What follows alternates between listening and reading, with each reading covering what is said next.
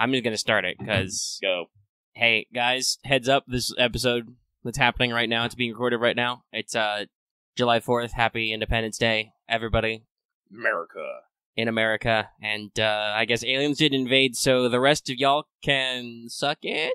But guess what? It's Independence Day, so that means people are going apeshit with fireworks, even though I'm pretty sure they're still probably illegal or something. So if you hear bangs and pops that say in the final audio, Actually, it's usually dependent on the city or town on whether or not fireworks are illegal. Like, usually within, like, city limits of, like, a certain population, they're illegal, but once you start getting out into the country, they just literally don't care, and that's when you start seeing all the fireworks tents pop up. Oh, yeah, I know those. I think Florida has some specific ordinance, but it might also be passed for certain events, and we might also have done some deregulating in the past couple decades. I don't know. I don't remember anymore. If I remember correctly, the only time it's like universally illegal is when there's like a burn ban in effect. Yeah, that's probably it. And depending on the year, we have those a lot. Yeah, but it's been a long time since I've gone to a fireworks tent and set some shit off in my backyard. So, I don't remember. I just know that there are some states that have like universal fireworks suffrage. You know them when you drive through them. Yeah, you do. Because when you cross the border, there's usually a big old billboard that is like, fireworks here! No, Lucky likes getting fireworks now and then, but I usually like, if I do feel like going fucking out, which is rare, I like going to actual, like, professional fireworks shows, and just watching, like, an hour of explosions and losing maybe half my hearing for the night. Yeah. I actually used to be, I suppose a lot of people are, but I used to be, when I was a wee small child, I used to be very scared of fireworks displays. It took me a while to get over that one. I've seen some pretty cool ones.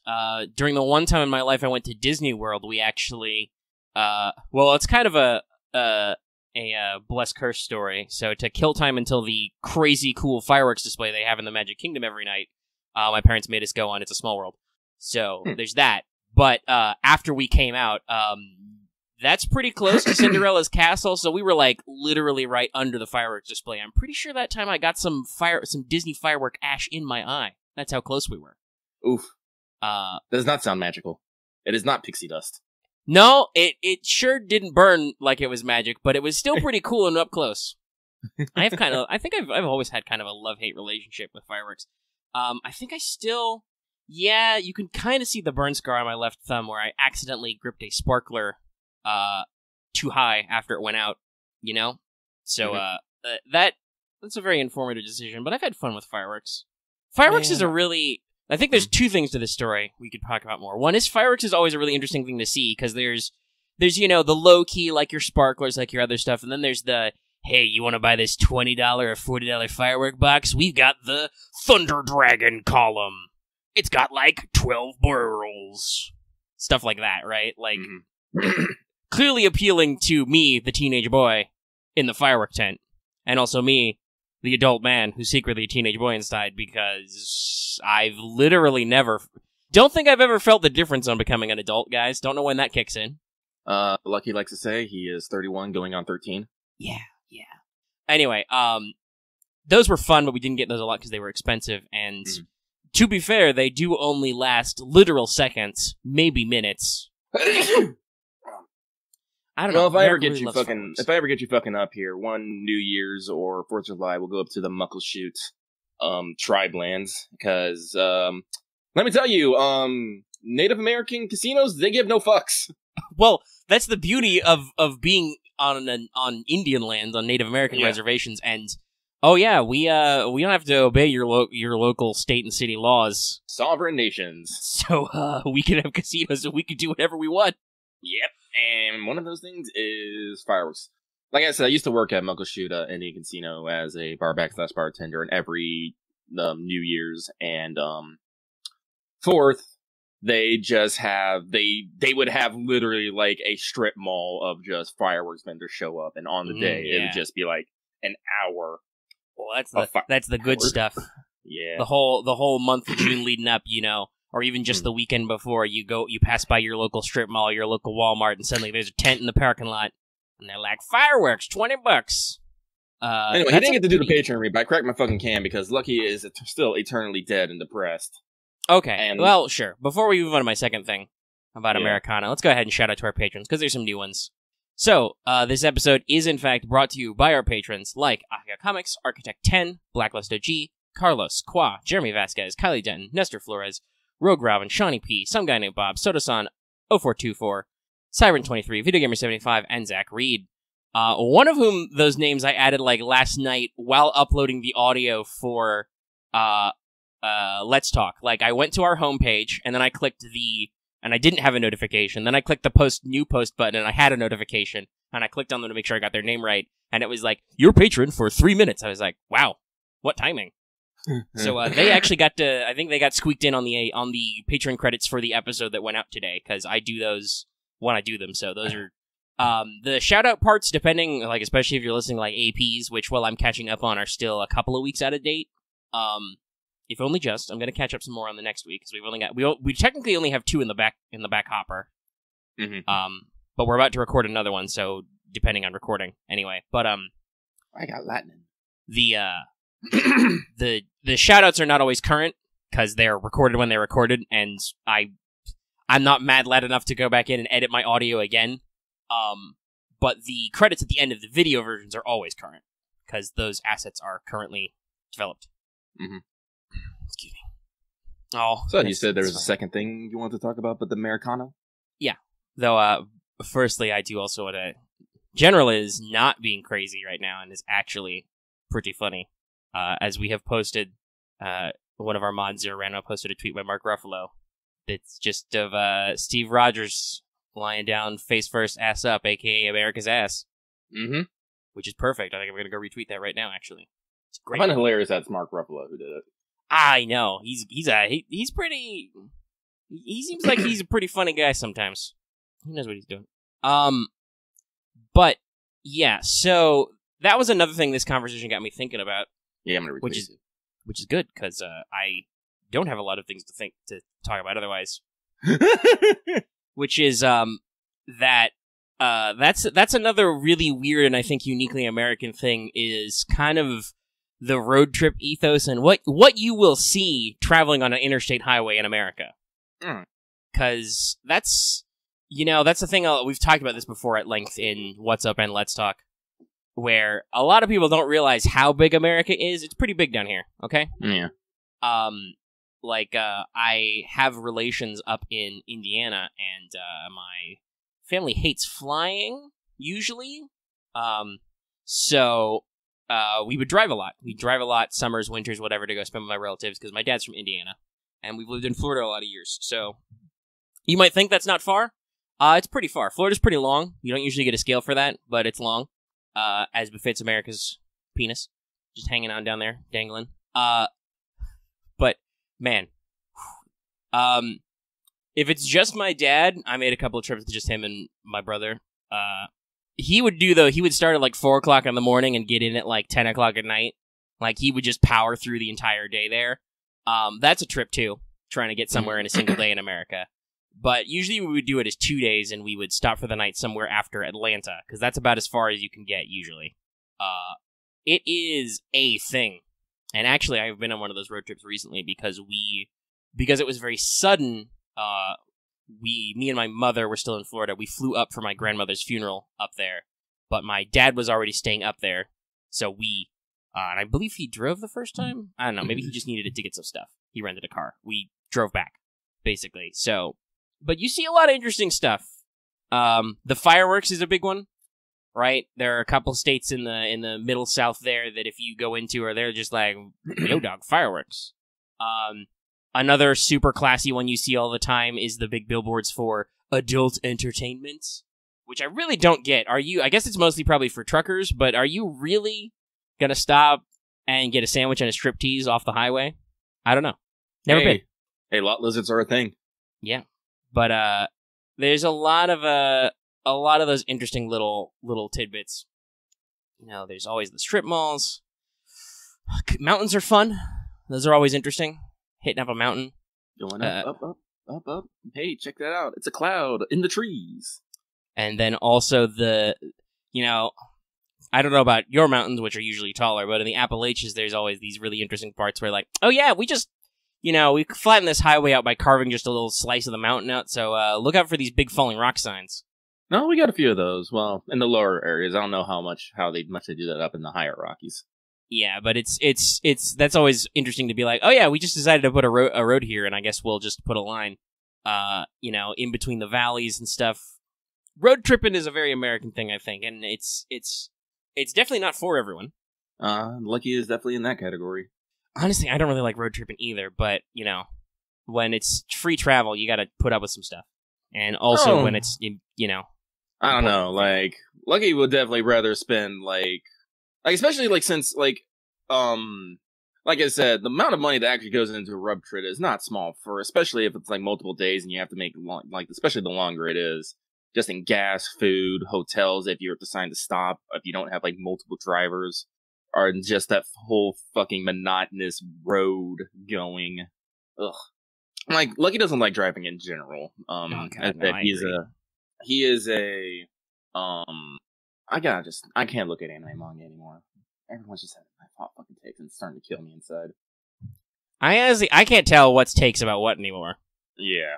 So, Lucky, what was the time? Lucky hates driving. As I said, he's someone who's, as someone who's ADHD or HAD, I can't remember which one it is right now, but I'll get fascinated on something completely different than what I'm doing and focus on that and not pay attention to what I'm doing way too easily.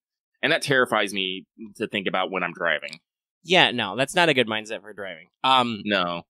There have literally, luckily, I have had several instances where I just zone out while driving, snap back 15 minutes later and be like, where the fuck am I? Which is why we need self-driving cars. Yes. Because the car knows where you are. But yeah, no, have you that's a question I asked to the chat. Ax, have you never been on a long road trip? Yeah, maybe you didn't notice. I don't know. I noticed when I was a kid. But no, there are places in, I think, southern Georgia and northern Florida especially, where they just have these billboards for, I think, I don't know about famous, but a one that I've seen for literally all my life, I believe, is the Lion's Den. But they advertise adult entertainment and meals. Just, tuck in, have a bite. I assume it's a strip club, but I don't fucking know. Well, to be fair, a lot of, as I said, there are some... a porn shop with a fake McDonald's bolted to it. I don't know. There are some clubs. I know there's a place in Portland called the Acropolis, which apparently is a strip club, but has really, really good steak. I'm just like... Hey, you need a gimmick. Yep. And normally you'd think boobs would be a gimmick, but honestly, that's not that hard. No, it's not. 50% of the population has them. You can find some. Mm-hmm. But yeah, no, there's a lot of really interesting shops, the tourist bric-a-brac. Florida has a couple of things that are almost always in North Florida right after you cross the state line. It's always tourist places about Disney World deals, or Universal, or it's about oranges, because apparently nobody else has any fucking oranges, even though, Ax, I don't know why you would bring that up now. Whatever. Ax is still working on his conversation timing. Mm-hmm. And not necessarily interrupting a train of thought. But oranges is a big deal. Also, those are mostly in South Florida too. There's a lot of cattle and sugarcane in mid-Florida, where I live currently. Sugarcane! Oh yeah, loads of it. That's where your sugar comes from. And the other big marketing gimmick, gators. Gators. Let's see, for Washington, it's definitely apples, evergreen trees, salmon. And let's see. Insert ye favorite sports team here. Yeah. It's probably a big one. Always sports. Another one you typically see is they will not necessarily will advertise beaches, but you'll see shots for surf shack and stuff like that. Places where you can get your beachy type apparel. I don't know if Florida just assumes we've got beaches or it's just because you're driving down the highway. But it's interesting to see all that stuff. Schrodinger's beach. Then as you start to get up, in certain states, there's, you can't go 5 feet without an ad for caves. I believe that's mostly Kentucky, Tennessee way, but that's another big one. Caving. I haven't really been through the Midwest, so I've never seen any of those weird tourist traps world's largest haystack or something. There's a pretty big firework. Shit like that. Mm-hmm. That I think is much more common in the true flyover country. I've only ever crossed the Rockies in a beautiful device known as a plane. So, honestly, also, while I hated plane travel as a kid, even though it still makes me anxious, So does driving in a car. That's what I was going to talk about. You said you don't like about driving. I don't like driving because of my anxiety. Like, I'm too tense driving a car. Like, literally, my hands and feet will get tense and get sore on, like, the wheel and pedals. Like, it's just, like, I'm not worried about me. Maybe I'm a little worried about me. Mostly I'm worried about other people, but it's just, it's not for me. I can't have a nice, relaxing drive. So that's why I still don't have a driver's license, just because I'm like, I don't really want to put the time in for that. I just don't like it. But I find planes way less stressful as an adult. It's just way easier, especially in all the world of tech. Hey, here's my phone. It's got my thing. I'm in. I put all my shit in the thing. It goes through. I'm not carrying anything on my person. Okay, cool. We're out of here. Bye. I'm on a plane. Let's go. I live off portable entertainment anyway, so whatever. You know, my family is the kind of people who are only pay for a checked bag if we absolutely have to. So Mega's gotten really good at cramming his life down into a single backpack you can tuck under a plane seat. At least for a few days. Though, gosh, I don't think I'll be getting on a plane for a while in our current environment. The Backstreet Boys reunion tour, as the Game Grumps call it, because they seem to the Backstreet's still coming back. Yeah. I don't know. Maybe it had a bunch of people like getting together in big groups together. Yeah. Many groups, many people, and also, unfortunately, we may be kind of sort of politicized wearing a mask, like not dying of the plague is a political thing. I don't know. I'll admit there are some people I know they exist who would be like, Jesus won't let me die from no plague.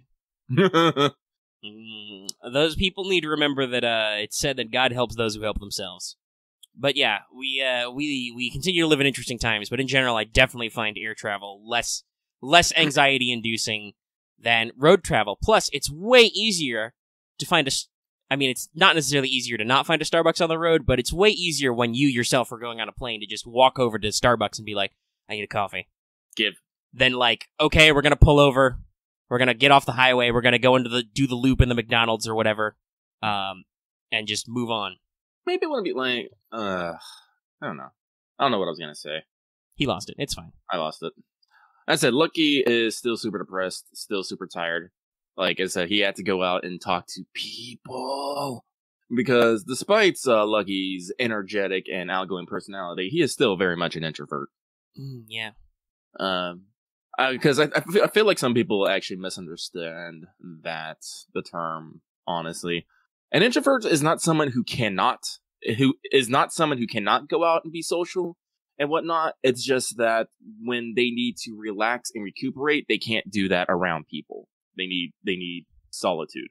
An extrovert is the opposite. That's someone who's, even when they're among a crowd and a bunch of stuff going on, they can still feel relaxed and recuperate. Yeah.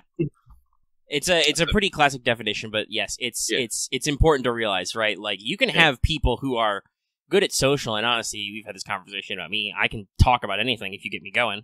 Mm-hmm. But also, I do still have sometimes crippling social anxiety about large groups.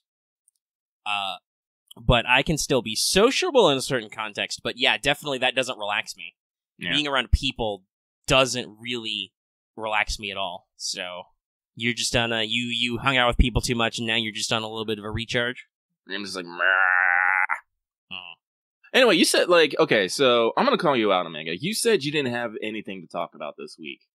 So, well, I don't have a lot. I think, actually, interesting, despite your talking about your depression and being sad and stuff, I actually want to talk to you about stuff I know you've been doing, because you seem like you've been taking some of that time to focus on internal stuff a little. Oh, yeah, I've been doing things here and there, yeah. Okay, before you call me out or whatever, I need you to pop on a Hella Not Safe for Work and look at what Loth has just posted. All right. It's one of those optical illusion things. And, it's a thing. Yep. Yeah. I'm retweeting that. It's a move. That's a move. This is a fucking power move. Yeah. Art's weird, guys. The brain. It's, actually, what was that? Was that from, I think it was from Genshiken, but I'll type it to patrons. I guess just gotta shift enter, but, it's slightly off center, but, think about that. Hang on, I gotta send this to an artist friend. The classic WY. If you draw a W over a Y, what does it look like? Some people will say it looks like a WY, especially when it's slightly off center like that. Thanks, Discord. But if you actually center them correctly, you might also interpret that as, that's a woman! Because the W is boobs and the Y is legs. very important parts of the person. Okay, I have sent that off. So yeah, so that has been retweeted. But yeah, so what do you got for me? All right. So, Omega, have you beat Persona 5? No. Have I've been you beat working Final on Fantasy it. 7? No. Have you touched Chimera Squad? No. Have you watched any anime? Yes, actually. All right, what have you watched? I caught up on a few more episodes of JoJo. I haven't quite finished it yet, but I'm working. I think I got like 6 or 7 left. Are you in Golden Wind, or are you still in Diamond is Unbreakable? Still in Diamond is Unbreakable. I took like a solid 2-week break where just stuff was going on, and I wasn't watching it, so I finally had some stuff in the hopper that I just... Oh shit, that cleared reminds my me. queue. Did you make it to the new content in P5R yet? No, I feel like almost I need to like... Well, I'm kind of taking a break, but I've still been chipping at it. I feel kind of like I need like just to refresh out. Like earlier today I was debating, man, should I just quit for a little bit and go back to Final Fantasy VII? Because I'm real close to the new stuff. I'm like... In the last couple days, like the last week or so of December, it's just that like all I have to do is like hang out with friends and occasionally beat up Mementos, and it's kind of there's a lot of stuff I'm doing. Like practically, I've maxed all my stats finally. I've got a lot of confidence at 10. It's because it's still all old stuff. It's just not very gripping to me anymore, and I feel like I'm getting a little burned out. I'm at like 120 hours already, and I'm not even to the new shit. So it's like, Axe might actually beat it before you then. Yeah, I feel like I might need to take a breather. I have still been at night casually playing a decent amount of Super Mario Odyssey, and I think I must be getting pretty far in the base amount of that game because I've only got a lot of stuff. But that's not really something to discuss. It's a Mario game. It's cool. It's fun. If you have a Switch and you don't have it yet, you should pick it up. It's really good. Yeah. Yep. But that's all there is to talk about. It's Mario. It's goo. Did you? What's up? So, did you try RimWorld, the game that Loft got you? Nope. Did you look up the opening to Discom Elysium? Oh, no, shit, that's right. You talked about that when? Was that Tuesday? Yeah, that was Tuesday when you shot me down. It made me super depressed. No. Well, I was in the middle of something, I'm sure. Yeah, you were streaming, and I just asked you, I was like, hey, I need you to watch the opening with me at some time, and you're just like, no, I can do that on the internet. I was like, oh. Well, sorry, it's just, I was in the middle of streaming. It's like, I wasn't implying that you needed to do it right then and there, just at some point. Maybe I didn't make that clear, but I'm not going to tell you. So this is something Omega sometimes forget about, is that YouTube's comments for streaming does have a fairly limited, it's like old Twitter size. Yeah. Which is something he needs to remember occasionally, because sometimes people are very, not just lucky, but sometimes people are very concise in what they say. And especially when I'm streaming children's card games, that's sometimes not very helpful because, like, 30 seconds or whatever will pass, I'll, like, glance at stream and it's, the thing's gone. Yeah. And then I'm just like, what? What did you mean? And then I've already done it. Yeah. But yeah, no, like, I'm not trying to put Omega too much on blast, but that is something that actually really, made me upset. It wasn't the only thing. There's a lot of shit going on right now, but... I'm sorry about that. That's, we talked about our personality test. That's definitely a me thing where I can... accidentally totally be insensitive because I'm busy, doing something else. Yeah, and I'm just like, as I said, if everyone notices, I didn't immediately put Omega on blast. I went away because I do understand he's that kind of person. But at the same time, like when it comes to things like this is what I tell people. I'm gonna use me and Omega as an example here. Omega can't tell me what I feel about any given situation, but I can't make Omega have to take any sort of responsibility for how I feel. If that makes sense. Honestly, a healthier way to look at it than some people do. Yeah. Because some people will you have to take responsibility for how you made me feel, and they'd be like, I didn't make you feel anything. I'm not the boss of you. Yeah. So, I can't be all like, no, Omega, you made me feel this way. There's no point I'm gonna be like, no, Omega, you have to do something about it. I think the most I can do is sassily ask, did you actually watch that fucking opening? Because I know he didn't. No. I don't, some of it is still, occasionally I am into doing Yu-Gi-Oh! Things right now, but I feel like that's not a lot of my time. I still don't know what I'm doing with my day. Yeah, I guess I'm doing a lot of FGO farming, and I'm occasionally poking Arknights. I think Omega's coming to, wait now. I'm not bad at Arknights. Arknights is very mean. Because I feel like I actually finished Chapter 4 finally. I beat Frost Nova. It took a couple of tries, and I had to look up a strat for optimal placement, but if any of you actually know how Frost Nova works, you know that that's still variable, because that's a very rude boss. No, I have to fight Frost Nova. It is a little sad, but also it's like, God. I think she exemplifies just how unfair Arknights is sometimes. It's just like, oh, hey, you know how you've got this map with these spots that you can only deploy units in? What if we just slowly removed squares and automatically killed anybody standing on those squares? Because that's terrifying. Yeah, it was very rude. I had to look up some stuff, and I'm just thinking about myself like, man, I feel like I'm not very good at Arknights sometimes, and then I do some of these challenge maps that I've been doing because I needed to get Prime, because I wanted to buy Feeder Skin, which I did. Nice. And then I'm just like, oh, no, just some of the high-level content is just very mean. Wow. Like there was another optional map, a side story map I hadn't done, where there's like 4 of those motherfucking bind casters, and I'm just like, I'm dead. I'm literally dead right now. And then I go back to another challenge map like one ago, and I'm like, oh, this is a lot easier. What's up with me? But yeah, time-wise, that's something I'm doing. I don't know. Like, occasionally I carve out a little bit of time because the Fate homebrew is still on my mind, so I'm doing some stuff in there. Mm-hmm. But I don't really know what I'm doing with my time. I think I'm just lazily farming FGO. I need to, like, get some focus, get some fire. Yeah, because, like, here's the thing, like, go ahead. because I do a lot, like, I can tell you, there's a lot of things I did. I played, I'll probably talk more about gacha games here and anime in a bit. The gacha thing is also another thing I want to be like, you seem busy this past week. Yeah. But, like, every time I think about it, it's like, I check our history occasionally, and I see you watching YouTube videos because it keeps track of that, but I'm like, no, they're not big, long ones, so he shouldn't be doing all that. Like, writing, like, with writing, usually, like I said, we're in the middle of a campaign thing, so you shouldn't have to be writing much. I'm just like, Omega, what are you doing with your life? And honestly, I don't know the past couple of weeks. I feel a little out of tune. I'm a little concerned. I don't know what I'm doing with my time right now. I need to get some of that inspiration. And like I said, I'm actually a little bit jealous because you really seem like you have been taking this me time to work on some of your projects and stuff and pick up new things. Yeah. Well, like I said, like again, it's Lucky just has nothing but free time right now, so he plays games and works on stuff. Actually, a couple days ago, I don't think anyone saw it because only one person responded to it, and it made me sad. Another reason why Lucky got depressed. Oh, okay. I probably should have said something, and I did see it, but you also already walked me through that example, so I was like, okay, you don't need my feedback, you need other people's feedback. But only one person responded, so it's just like... Well, I will say, I don't know, maybe you should try I know Trad Games isn't always super popular, but technically it is a board game, maybe you'd get more people focused, I don't know. That's not, by the way, like an official Discord moderation, like Lucky has to put his game design stuff in Trad Games. I'm just saying, I don't know if that might catch people's attention more or not. Maybe. I don't know, actually. Maybe, but I'll show it to y'all Patreons who are listening live right now. That's good. You're putting them on the spot. They'll probably respond. Yeah, they will. Because now you're holding the loaded gun. Mm-hmm. You just find Which not to be rude to people, but that is definitely a thing where if you hold people socially hostage, they will definitely respond better than if they feel like they can get away with saying nothing. So I made a visual representation of my Monster Musume visual representation, actually.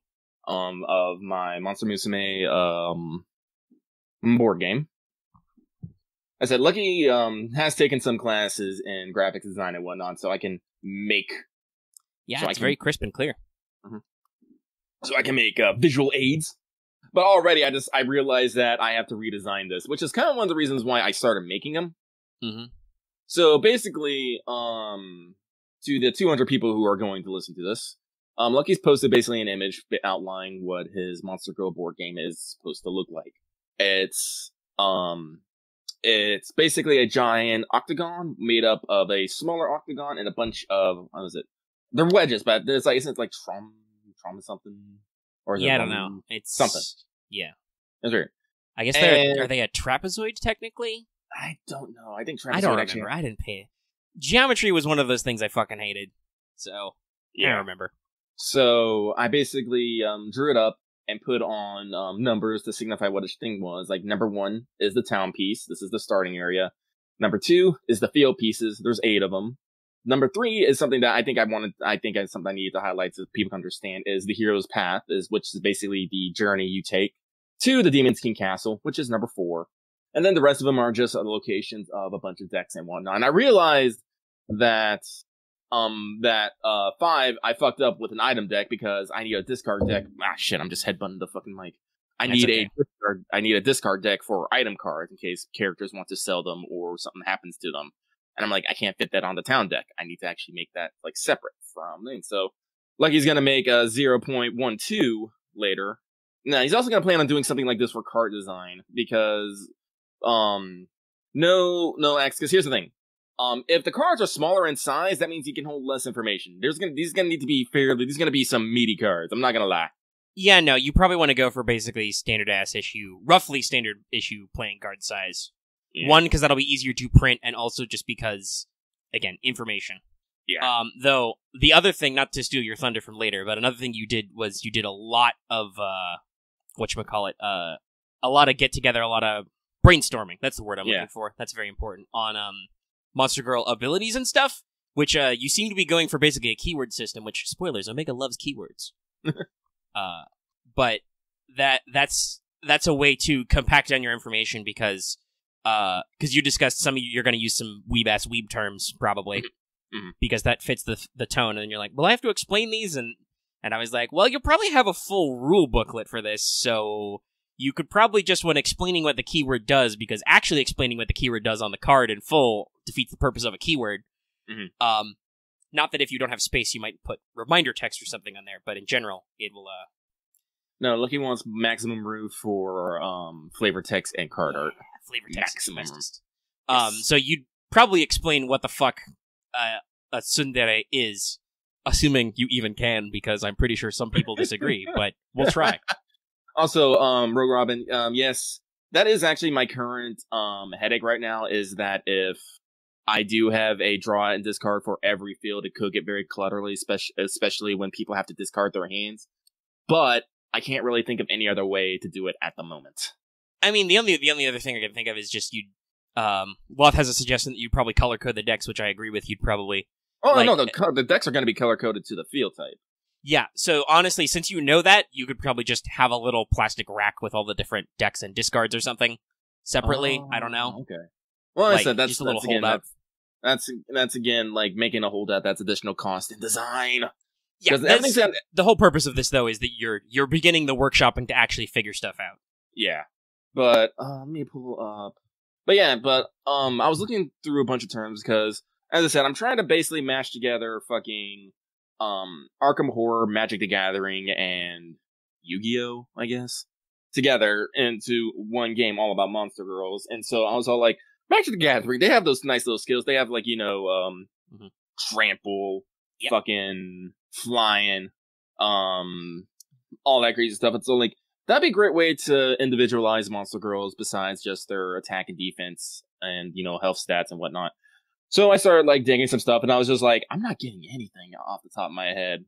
So I literally turned to, that is, oh yeah, that's right. I cleaned my computer recently. That's why everything's not popping up immediately. So I basically wanted to go with a bunch of just neat little, abilities that I can give, like maybe 2 or 3. I think we were saying like 2 to 5, depending on the Monster Girl. And I got a pretty good list. Let's see here. We got Armored, which is just going to be negates so much damage immediately. Breath Weapons adds damage to standard attack action. Healing can recover health or negate an effect that would cause health damage. Flying can flee without discarding your hand or negate a trap. Hoarding, I believe that one was lets you just draw additional times from a deck. Kuderi, I haven't figured that one out yet. I'm just doing that. Magical, haven't figured that one out yet.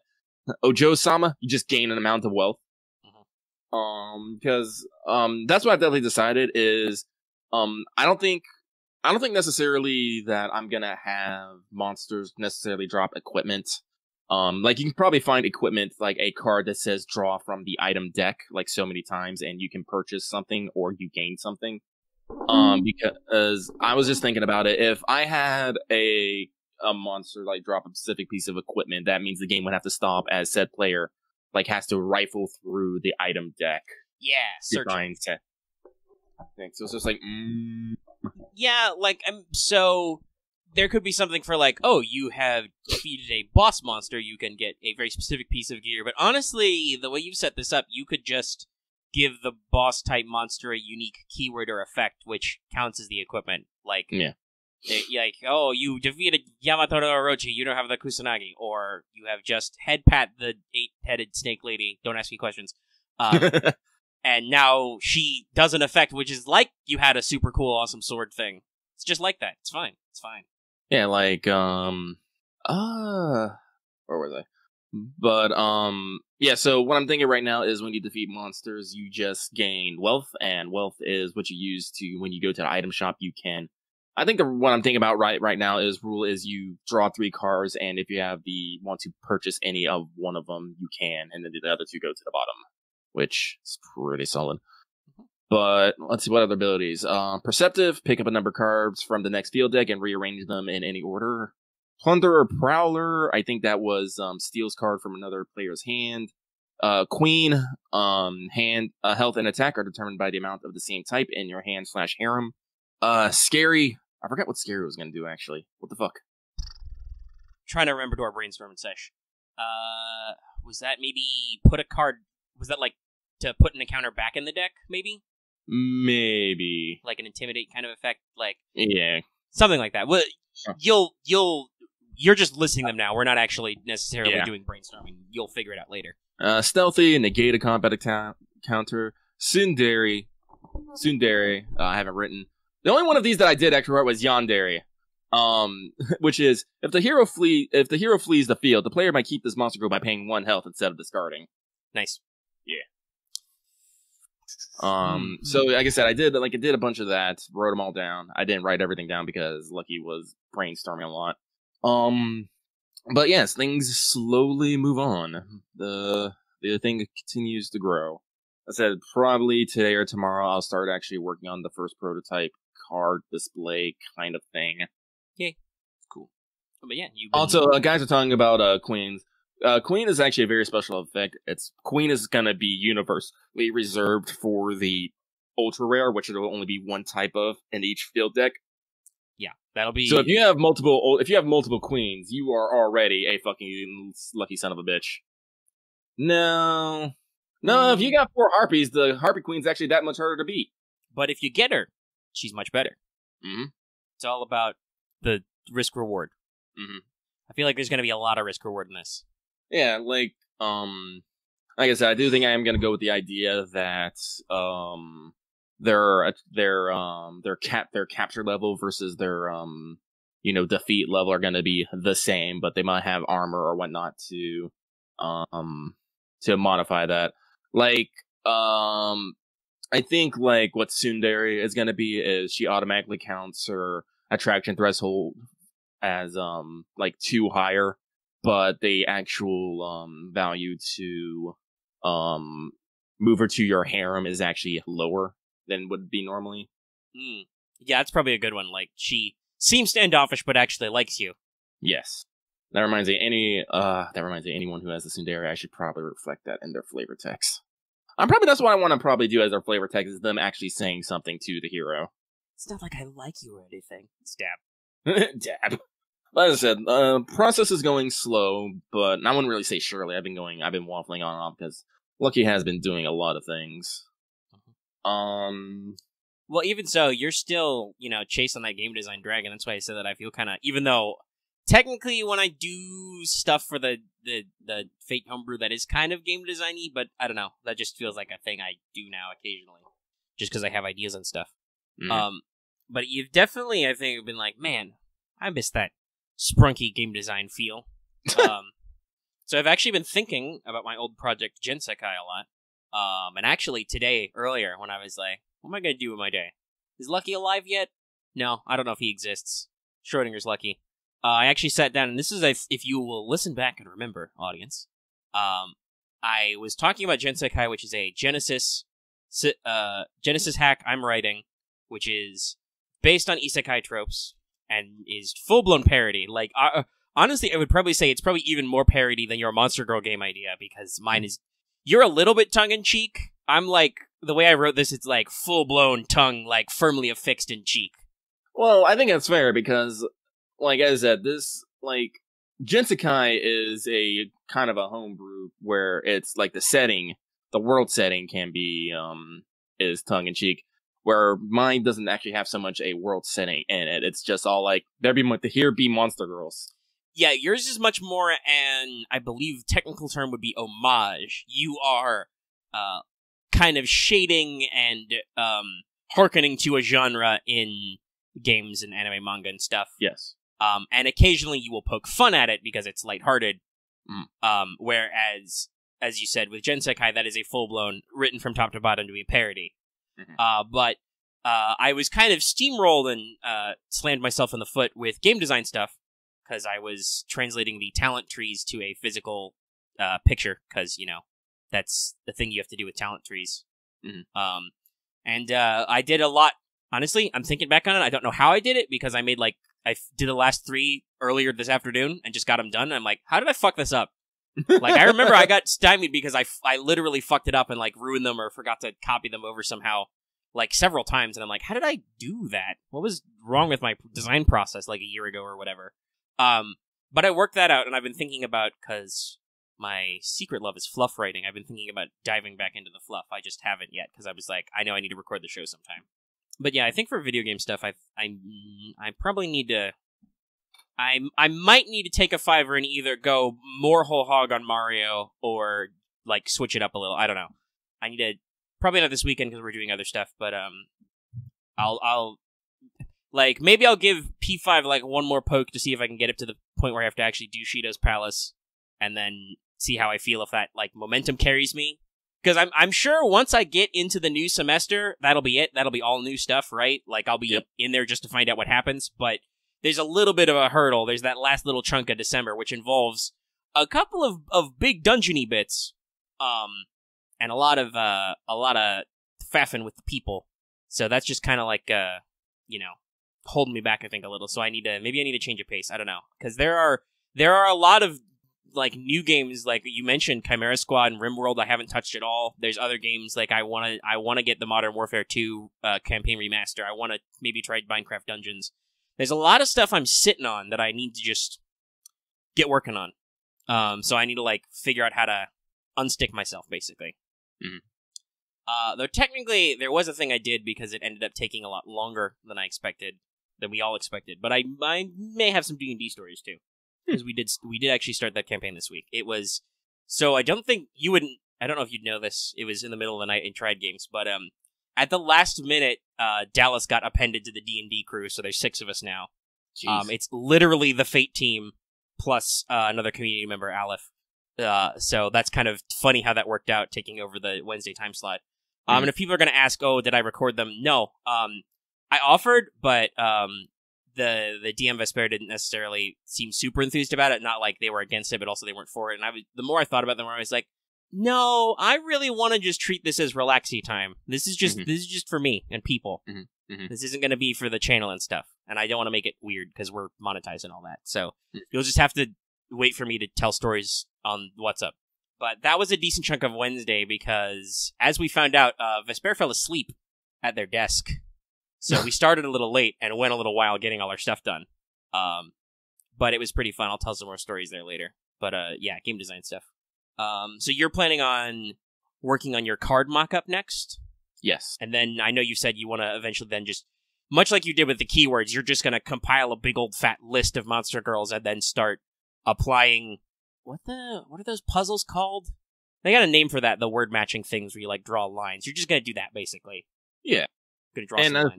I'm trying to be thematic about the, like, alright, it's a dragon girl, so maybe she should be armored, have a breath weapon, maybe scary? Cool. And you can do... and depending on how deep you want to go at it to, joke about D&D, there's a lot of little different references you could do, too. Oh, yeah.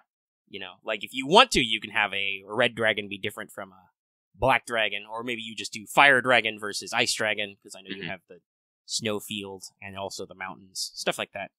That'll be fun. I'll be interested to see that, because, like I've said, I'm pretty interested in Lucky's game design, because it sounds interesting, and he's doing a lot of stuff I like in game design, because it involves cards and keywords. I don't know about octagons, but those are kind of like squares and hexes. Thematically similar. But there's cards, so I can be super extra if I feel like it. Boy, we're really popping off now. What do you mean popping off all the time. What? Sorry, I don't know how well it's coming across on my microphone, but fireworks are very frequently popping. Yeah, literally popping. It's past 9 p.m. where you are. I would not be surprised. It's after dark. That's when they're fun. All right. Well, I know you have a lot of. And actually, that was, like I said, that's the other thing I think you've been busy with is the gacha stuff. I want to talk about that, but I want to take a brief intermission because I have to go pee. Audience, that's why. There's no need to hide it.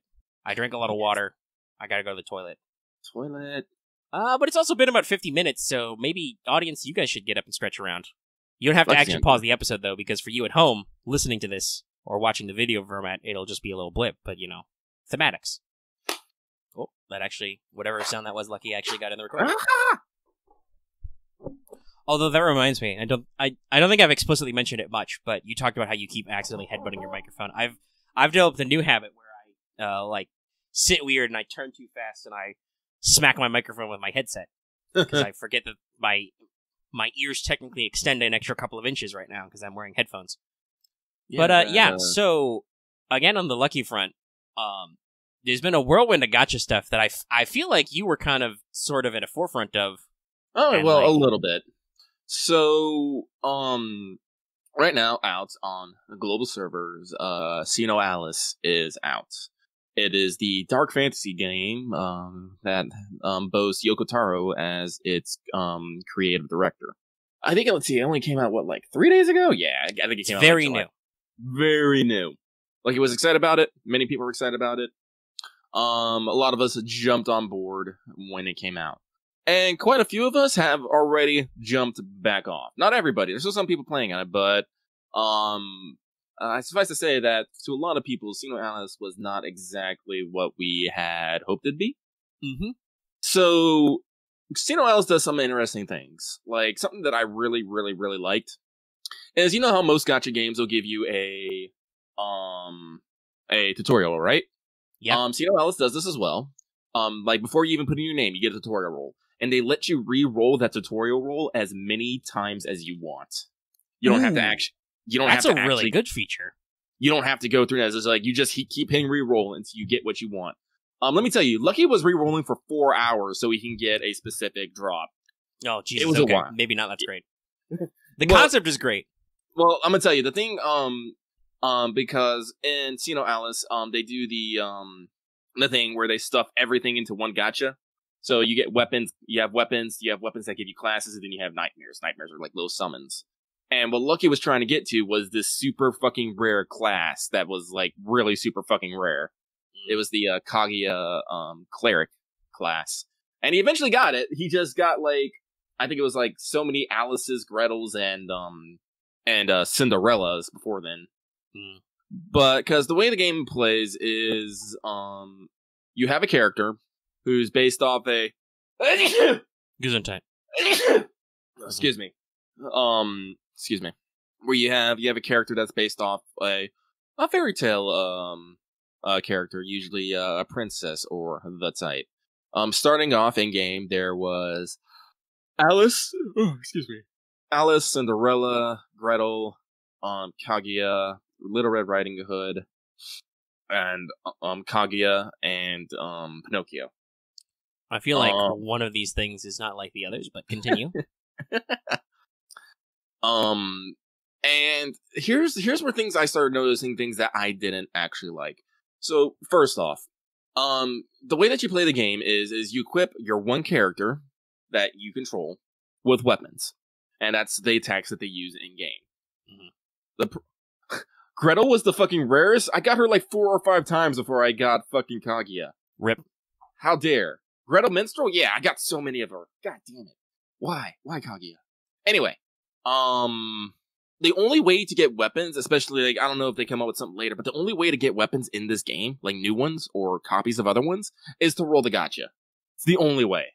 So, if you don't want to, actually put money into this game or just use your free crystals, you're going to be severely limited in what you can do with your loadouts. Mm. So, I was that's a little sucky. Because, the gacha has pretty good drop rates. Excuse me. I'm throwing down on the, on their gacha. Yeah, Robin. But what happens when the free crystals run out? Yeah. Well, that's always that's always a thing, right? And that happens in every game, though. There's always that initial big influx, and it's like right now, if you're playing FGO, let's see, there's been a fairly decent amount in the past like month-ish, because I'm up to like 70 again after blowing all of my Saint Courts the moment Gatcha Damarung started, and on 210 rolls, and I'm already have more courts than I started with, but that's because, hey, we had a big story release and a big anniversary milestone, and we're going to have another big anniversary milestone in a couple of days, right? Yeah. In the, like, previous gap, I think it was, like, 2 months, where to get up to, like, 60 or whatever. When stuff's not happening, you don't get a lot of sync courts. It's the same, I think, with most gacha games. There's a big influence when the first content hits, and then you kind of peter out. The only one I think is very regular with their currency is Arknights, because they literally have a weekly method of like, okay, here's how you get your X currency for the week, right? But that's also, other than maintenance, I think that's the only real way to get non-prime Originium. Yeah. Now, so right there's a big red flag. It's honestly, I consider it a pay-to-win situation. Because I'm pretty sure there are events that will get you weapons and classes and whatnot, but I don't know what their schedule is looking like and whatnot, and I don't know actually how much I can get. So I'm just like, because Lucky isn't averse to paying, like, throwing down money in gacha games, but at the same time, I want to feel like that, like, I don't have to. SinoAlice is kind of making me feel like I have to.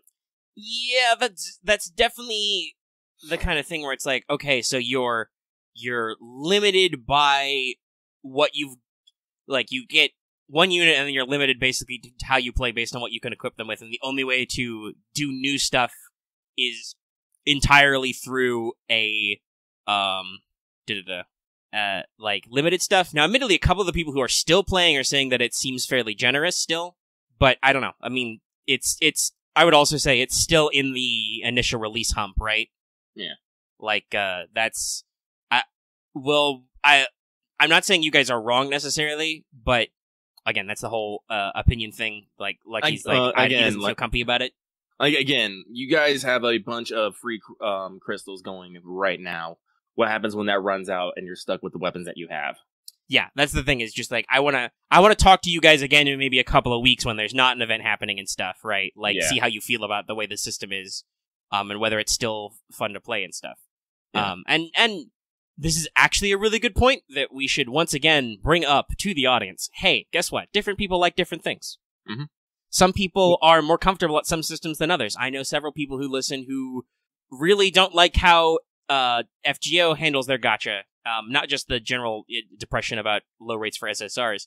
However, I've also heard lots of people, and I've had this conversation today actually with people about how, for the most part, every single unit in FGO tries, right? Like, that was a question we had in the mailbag this week, was about using lower rarity or using older units, and it was like, no, I was perfectly comfortable and perfectly serviceable using, like, lower rarity friend point units, free-to-play units, in place of occasionally getting rare superpower SSRs.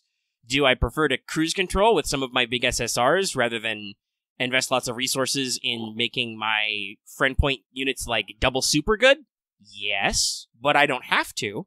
If I was super unlucky or I, wasn't spending a lot in a lot of places, I could easily make do, and did for literally years in some cases with only certain units. But some people don't like it. Some people prefer the construction style method. And then there's other people who like Arknights a lot because there's no unit cap. That's really cool. But then there's other people I know who there's, not a lot, but there are occasionally people who complain about necessarily that, like, oh, well, there's limitations on some of these units that just don't do what I want to do. Why would I?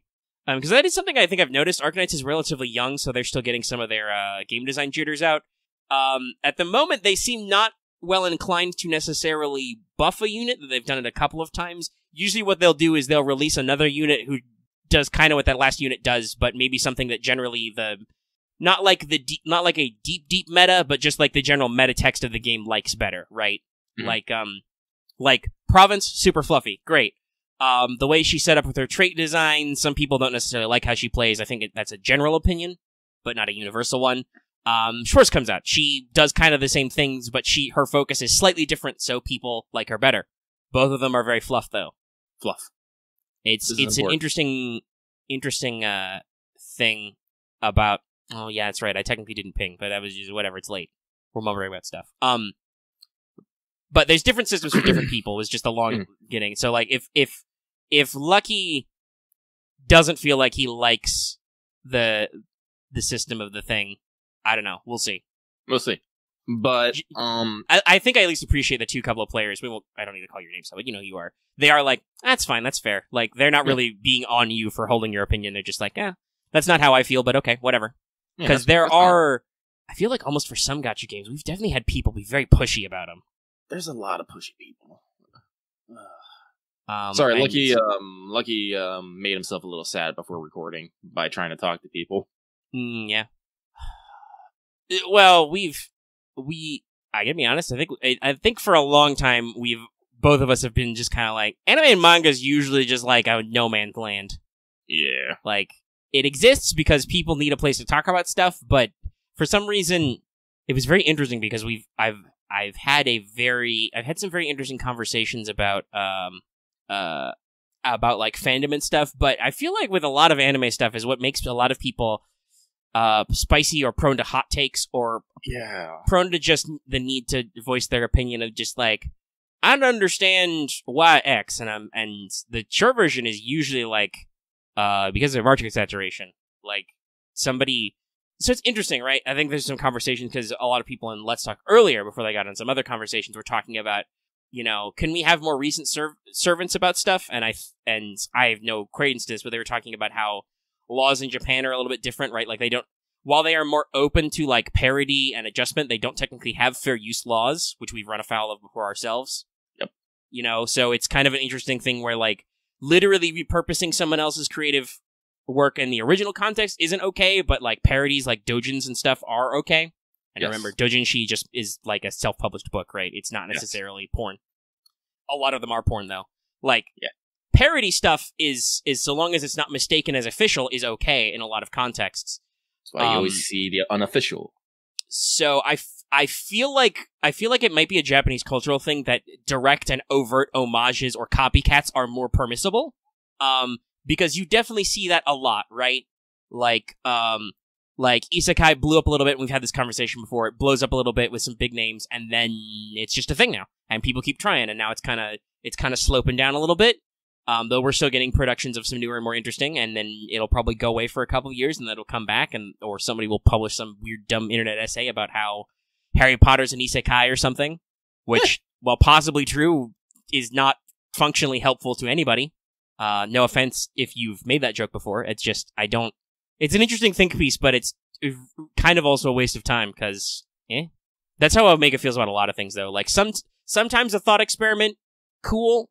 Sometimes thought experiments are just like, okay, but why, though? Why must you continue to play with this concept? Actually, Loth, you did bring up a good point. That was a big thing here, right?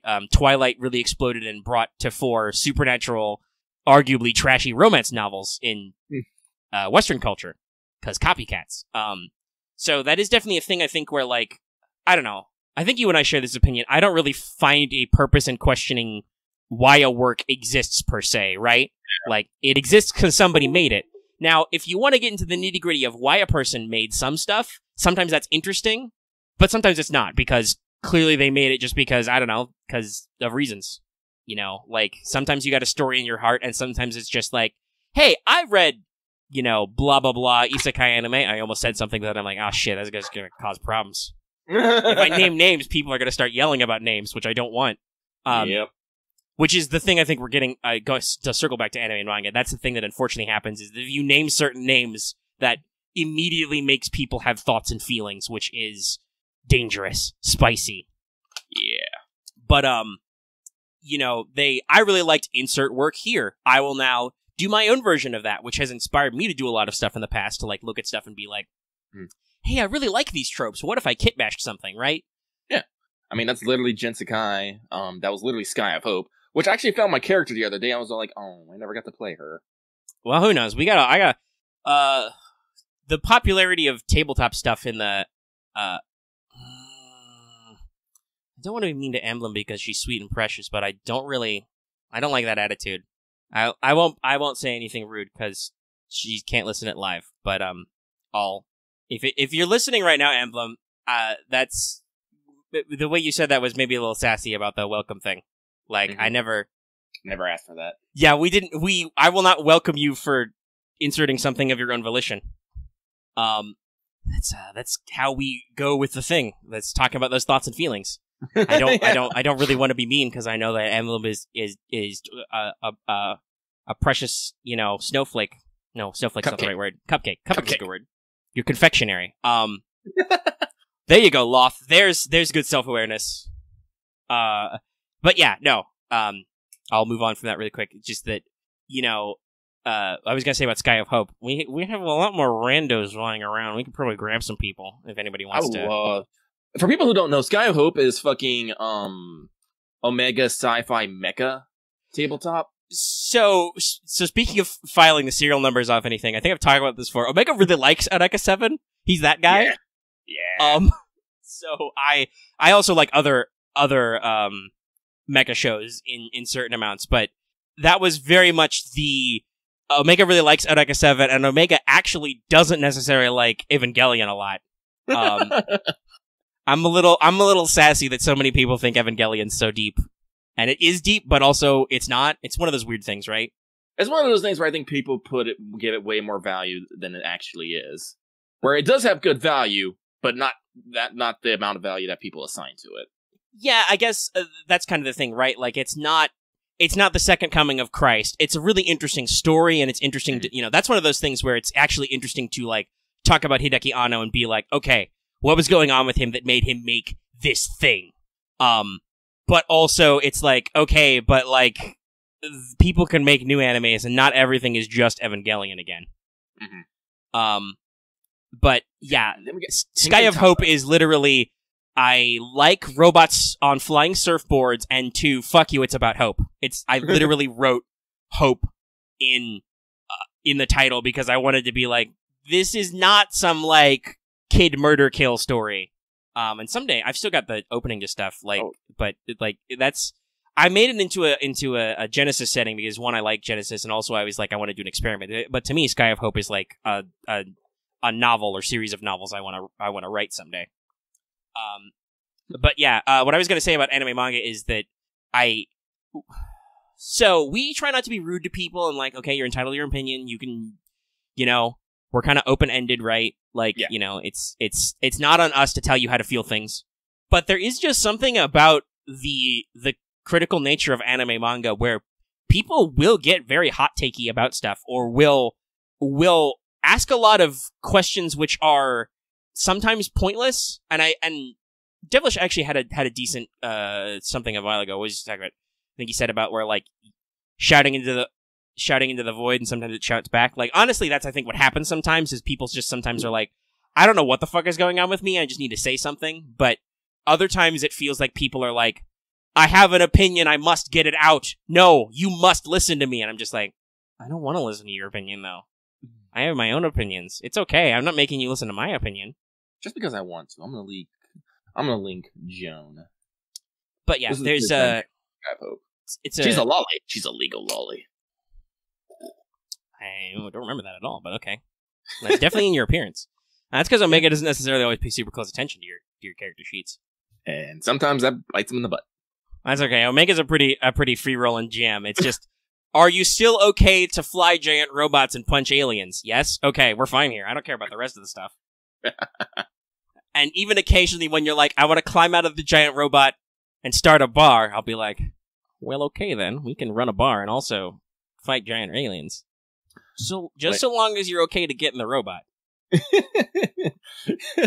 Now I gotta go find it. Hang on. I wrote it myself because it was super on point, but I'm still gonna post it. Where'd it go? But yeah, I think there is an interesting kind of quality, I think, to people that sometimes puts us off our own community at times, to be like, okay, guys, you gotta be so spicy about everything. Like, I don't know. I feel like just at some point it's like, okay, you should get some kind of like self-actualization out of this conversation, guys. Like you should reach the point of your discussion, and we can stop trying to beat up Sword Art Online. I don't even care about Sword Art Online that much, but I'm tired of hearing about it from you guys. Yeah, that's a quote. Sorry, that story meandered in a couple places because it made it talk about stuff. So we started this by talking about SinoAlice, and you stopped. No, don't worry. I still got my finger on the point. Okay, if you want to circle back there, I think we've meandered through like 5 more topics. Yeah. So the weapons thing like makes me a little sus. It's like, yes, there might be ways in events to get other weapons, but like either we're going non-stop events, which is a problem in its own self, or there's just gonna be dead weeks where I'm like, I can't do anything actually. Yeah, so that was a thing that I think killed the Madoka game for a lot of people, was they were doing an are doing an accelerated schedule. Yeah. And just people can't keep up. Yeah. So the second thing that bugs me is, so like I said, there's a bunch of characters, and they all have classes. Like I said, my personal favorite is Kaguya, who has the characteristic of masochism. So it's basically Big Titty One-san who wants you to hurt you. I'm all like he's not gonna out himself too much, but he's into that. And like, the class that you can like unlock for free is our paladin class, and then you can get her sorcerer class, and you can get her cleric class from the gacha, which is what I killed myself rolling for. Now, all the other characters are kind of in the same situations. Like you can get like gunner classes, minstrel classes, all that stuff. The only problem is when you're running through a map, you're only using one character of one class. And I'm just all like, okay. Yeah, the moment you say that, I'm just like, I don't think can you switch stuff up mid-map, or is it just like, no, yeah, I don't know. I like some of my classic RPG tropes, but part of that is flexibility. Well, like, here's the thing, because you only control one character. But here's the thing, there's 5 characters on the map. The rest of the characters on the map are literally CPUs. This is the Persona 3 problem. Yeah. Now, there are settings so you can control it better, like you can set to like only your friends show up or something, but at the same time, I'm just like, I don't want my single player experience to be dominated by the multiplayer experience. Because this is what I've learned about SinoAlice. It's a very much social based game. That's what kills most MMOs for Omega, is the forced socialization. And people can drop into your if you're doing a run, people can come in to take control of their own characters. So they won't be a CPU running on autopilot. There'll actually be someone else behind it doing it, which is cool. I do find this cool and interesting, but I wish it wasn't something that was in the main story. And I'm just all like, guild, like Coliseum, like the give big 15 versus 15 guild fight, that's a big push. The whole, CPU thing, that's a big push. It's like, this is a very, very social game. And I'm just all like, this is cool. I don't necessarily dislike it, but with this combined on everything else, I'm like, no, I want it for the main game. I wanted to have a group of my own characters. And the fact that they keep throwing classes after me, and yet I can only control one at a time. And I'm just all like aside from like occasional maps that give certain characters bonuses, why in the ever-living fuck would I ever want to switch to another one? Like, it sounds kind of like you said, there's a little bit of what you felt is kind of sussy about the wanting to get more characters. Then it's like, okay, but why are you making me spend premium currency to get characters because it doesn't actually matter? Yeah, and here's the thing, X. Leveling gives them perks, but if you get them all to level 10, what's necessarily the difference between them? It's usually their specialty weapon. And depending on your rules and gacha stuff, you might not even have a lot of said specialty weapons, so you'd be stuck into the one that you do have. It's like, Kaguya Paladin's specialty weapon was, polearms. And then she can use, swords, heavy weapons, and bows on top of that. Do you know what I was getting mostly in my fucking pools? I was getting fucking artifacts, books, staves, and instruments. Rip. Honestly, that's always the thing that I know that there are some games that do this, but the whole weapon, like FGO kind of does that with craft essences, but they're also really separate because every unit has its own individual kit that can then be spiced with craft essences. But the whole hey, you can get your weapons and equipment randomized and also your units. It's just like, I don't think I like that conceptually, because that seems like too much randomness. No, right? like luckily I had like Kaguya's cleric and sorcerer, so I could use them. But at the same time, I was like, but I want to hit things with this cool fucking free polearm they gave me. Because I said, like, again, like mechanically design, the game like makes me a little sus, but the character design and weapon design is top fucking percent. Honestly, I think that's the sounds like it's the primary thing the game has going for it, is that it was creatively directed by, there's a lot of game design elements by Yoko Taro, so there's a lot of name behind it. We're not like shit talking him. He's an absolute madman and he's great. Yes, I love him. Did you see, you might not have, but they told some stories about some of the summer skins for SinoAlice? Yeah. How did see Alice some of was those? literally in a fucking diving suit. Like, the producers were like, Taro-san, the people love summer skins. You must make one. And he's like, okay. Puts her in a diving suit and they're like, no, you must show more skin. Skin is what sells us. Okay. And then the other one is, like, I don't know what unit it is, but she's... Dorothy. It's Dorothy. Oh, it's Dorothy, but she's wearing, like, a dumb bear or dog head mask, but she's in a bikini top, so it's like... And they're just like... You can hear the Japanese pencil pushers just, like, face-palming in the distance, and Yoko Taro is just like, don't you know who I am? He's crazy. He's like, I'm 50, and, like, no one can tell me shit anymore. I'm old. You're not the boss of me. So... Yeah, we did mention that earlier, Devilish. Sorry, you missed it. But I do love the sound of infinite tutorial rerolling. Like, that's why Omega doesn't reroll, because it's a huge pain in the ass usually. What do you mean you can't detect? Add it. Oh, you literally can't fucking see it. Where? Excuse me. Oh, that's why. Hang on. Lucky's gonna actually fucking open up what the fuck he's playing, because it's fucking great. Well, yeah, so the moral of this story was that you stopped playing SinoAlice. Yeah, I'm not gonna lie, I was a little bit petty about it, because the game I'm about to talk about, too, came into my periph while I was still playing SinoAlice, and I was like, do I want to keep going with SinoAlice? It's like, they do have a fucking Nier Automata collab in a couple weeks, and that's 2B. That's 2B. I'm like, give. That's Lucky definitely right. Like I said, that's I think the selling point was the design and the aesthetics. Yeah. Oh shit, what the fuck was happening? Though we did have a slight interesting in the community where several people were like, "Oh, that's what that game is? You never told me." Like, I feel like I saw that conversation multiple times over the past couple months leading to it coming out, right? Yeah.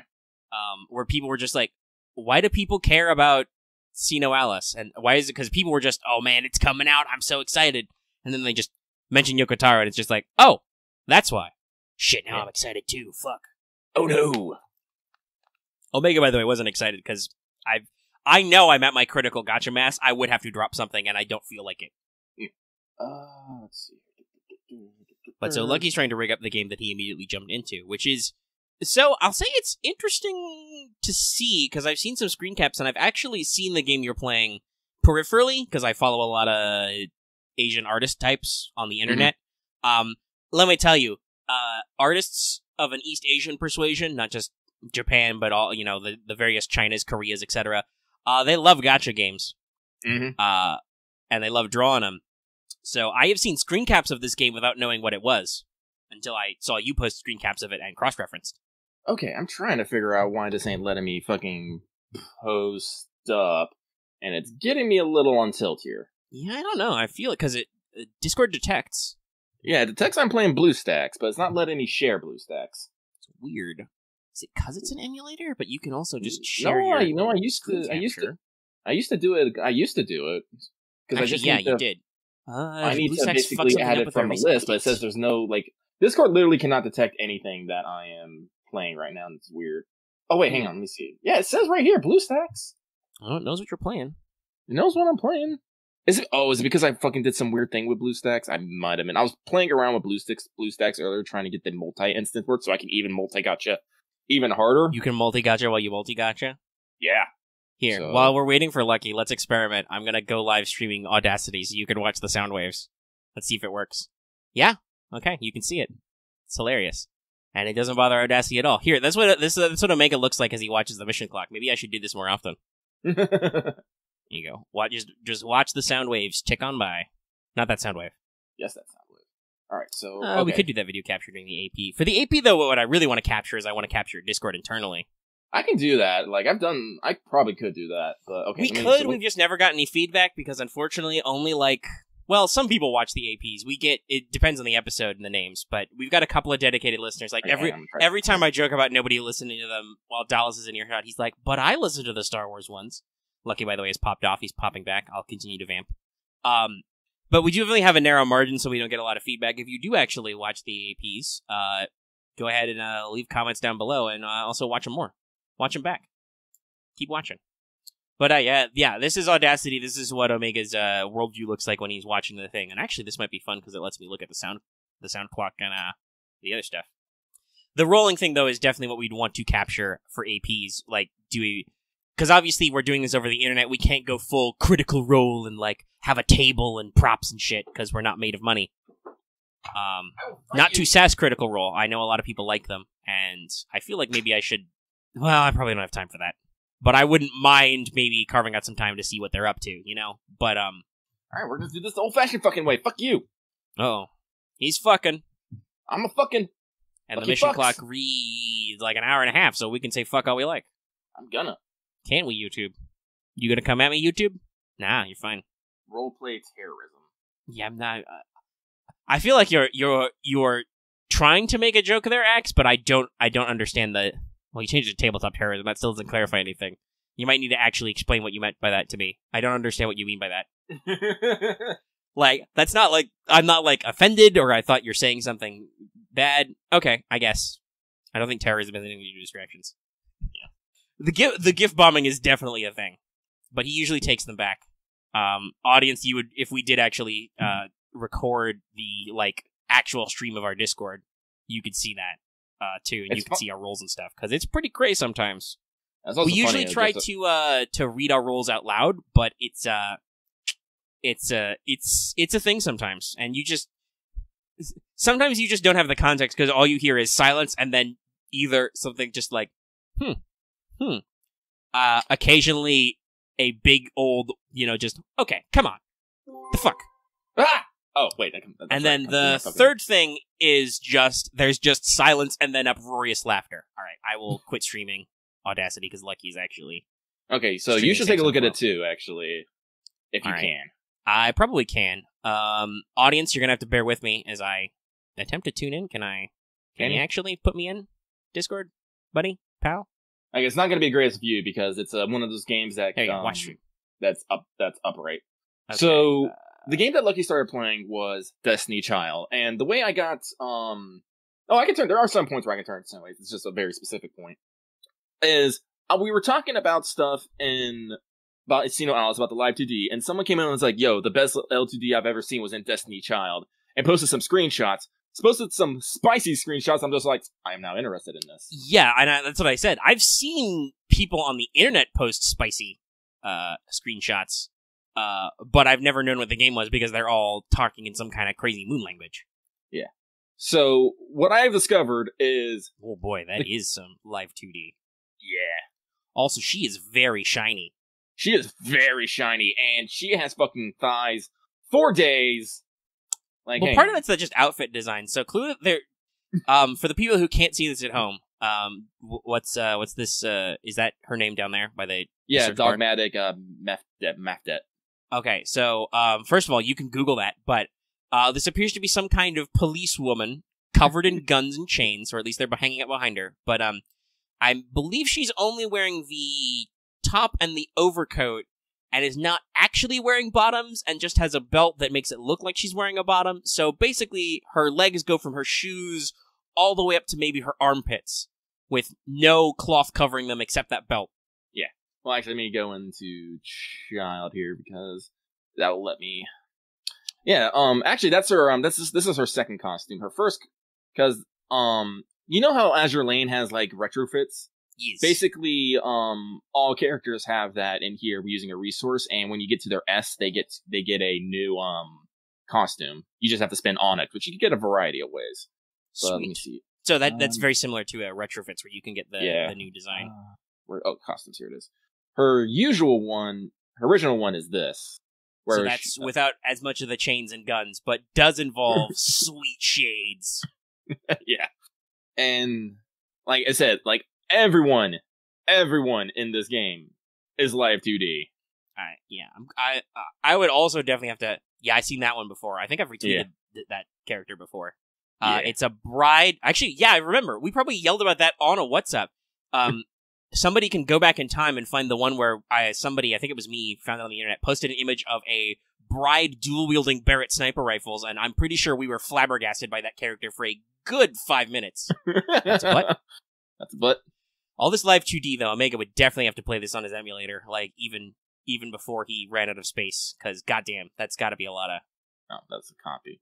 And then I said, they have just crazy-ass weird monster designs. Like, here's the thing that Lucky said, I came here for fucking live 2D titty. I stayed for actually pretty interesting fucking bullshit. Hang on, let me actually... I only have my light characters highlighted because I'm making teams here. So let's start over. Oh yeah. This is a free character you get. Sorry, I looked at patron chat. Loth posted apparently there's a unit who's just cubes. Yeah, no. It's like this is Tiamat in game. I'm all like, something I do need to expand. Don't pay any attention to fucking names. They literally seem to just throw names at characters and just have them stick. And it's like, well, I assume this has got to be Japanese or like Hong Kong Chinese in origin. I think it's Korean, actually. Is it Korean? I think so. Interesting. I think that would make sense because I think some people shout out some of the Korean artists, but that is definitely, like we talked about before with Japan. That's definitely like I think a lot of Asian cultures do that too. Because I mean, if you think about it, that's just how like Buddhism did a lot of stuff. You know, Journey to the West was like, hey, let's take all this Hindu and Buddhist stuff and like recontextualize it. All right, so like I said, a lot of like crazy fucking. It's very cultured. Yes, a lot of culture in this. Okay, these are just fucking slimes I have that I'm holding on to. Oh yeah, you get this character. This is your first character. This is her alternate skin. This is Mona. She's a succubus. So you just start with that, and you're just like, So we got pixies, revenge girls. Don't worry, there are dudes in here. I'm probably gonna get rid of this dude because I do not like the design. I'm just like, so much muscle, much blarg. Oh, this one's great. I like her. When you click her, she's just all like, Reh. I'm like, ah. It's like, yeah, these are definitely some. I'm reading the names as you flash by them. These are definitely some. Also, that was a very interesting spelling. I think of Medea with an extra I. These are just full blown Kit Bash English is cool names. Yeah, I've started assembling a mech squad. Bombing mech commander, who is wood element for some reason, and that guy's called Green Helmet Bazooka, even though he clearly has a machine gun. And I was like, there are dudes in here as well. As I was saying, yeah, this one that blew my mind. Atalanta, I was all like, with a giant hammer. Here's John d'Arc with a bazooka. Hey, it's not a sword. It's not a sword. Let's see. Oh yeah, that's my last mech there. Armor mech soldiers. He's got a beret. It's adorable. I know, I love it. But yeah, so. These are all your childs, which are basically, you know, demonic offspring of a human heart and whatnot. And, like, as I said, I came into this game because I was all like, these are some fucking turbo-thirsty designs, and I'm all about that. And I actually discovered that I actually really like this game. Interesting. So, first off, while it's not like a big, deep story, it actually does have a story with a character. You're a fucking, basically a slacker loser demon who ran away from the demon world, who got fucking, what's the word I want to use? Scammed by Mona into doing this competition to become the next Arc Fiend. I'm just all like, I'm great. That's great. I fucking love it already. It's a classic story. Mm-hmm. And basically you just go around like from node to node doing battles and doing stuff. Now, second thing, I actually really like how the battle system works here. So let me just take us into a battle here. We'll keep moving on the story here. Let's see here. Yeah, I could probably use them. They'll be fine. Oh, hey, there's Loth. You were on screen, Loth. Let me actually. So this is the battle screen. It auto attacks right off the bat. As I said, like everything's a bit 3D. It's not like stuff. It's doing auto skills at the moment. So actually, let me turn that off. Oh shit, that's full auto. Manage. Nope. Already beat up that one. Yep, already beat up. But basically, you can have them do special skills by clicking on their portraits when things charge up. You can have them do like different skills by having them slide up in skills. And everyone has like different abilities and different skills and whatnot and different things. And it just goes. So let me just. I love this guy, small purple bloop. And clearly there's some interesting recurring themes because I see, for the audience at home who can't watch, the skill pops are accompanied by a large, like face insert with the phrase, "It's showtime." Mm-hmm. A lot of emphasis on the flashy. I said I can't bring it up to times 3 speed, but I'm just letting it slow down so people can actually see what's happening. And then you have your super attack, which is literally you click on this right here, and then you have to get it in the middle right there. And it's usually some combination of it. So for a game that seems to be a lot about culture, it actually has a fairly good battle system.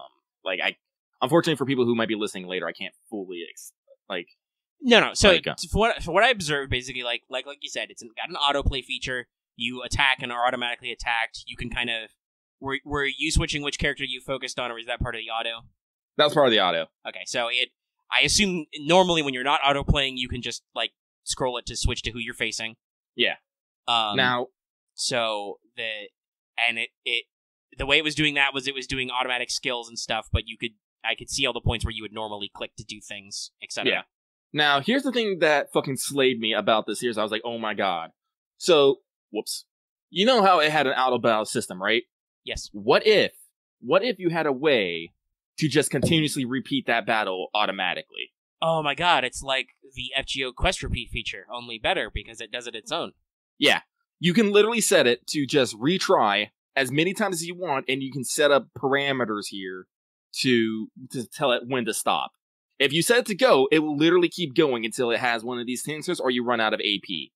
That's a good feature, especially for autoplay. Like, fuck, dude, I wish, what I would want that for is for Azure Lane, because that involves a lot of, like, continuously doing stuff. I'd love to just tell it to, like, hey, bum rush this map until you do something. Yeah. Or until I run out of oil. Like, right now, I actually left this running, like most of the fucking night. I had, just because of how the game is, it's very generous at giving you just, free stamina here and there. But I had over 1,000 stamina, so I literally left it. The Arknight's problem. Quote-unquote problem. I left it by the way, I still have nearly 999 sanity in Arknights. Some of that's because I haven't been playing it super hard lately, but even so, it's like every time I get remotely low, the game's like, hey dude, you have 6 sanity potions that are gonna run out, and I just pop, and I'm full. As I said, so one of the things I was worried about this game coming, it wouldn't have a lot to do. As you can tell by this cluttered screen, that is a fucking lie. No, you've got a phone screen inside your phone screen is the only way I can explain this. Yes.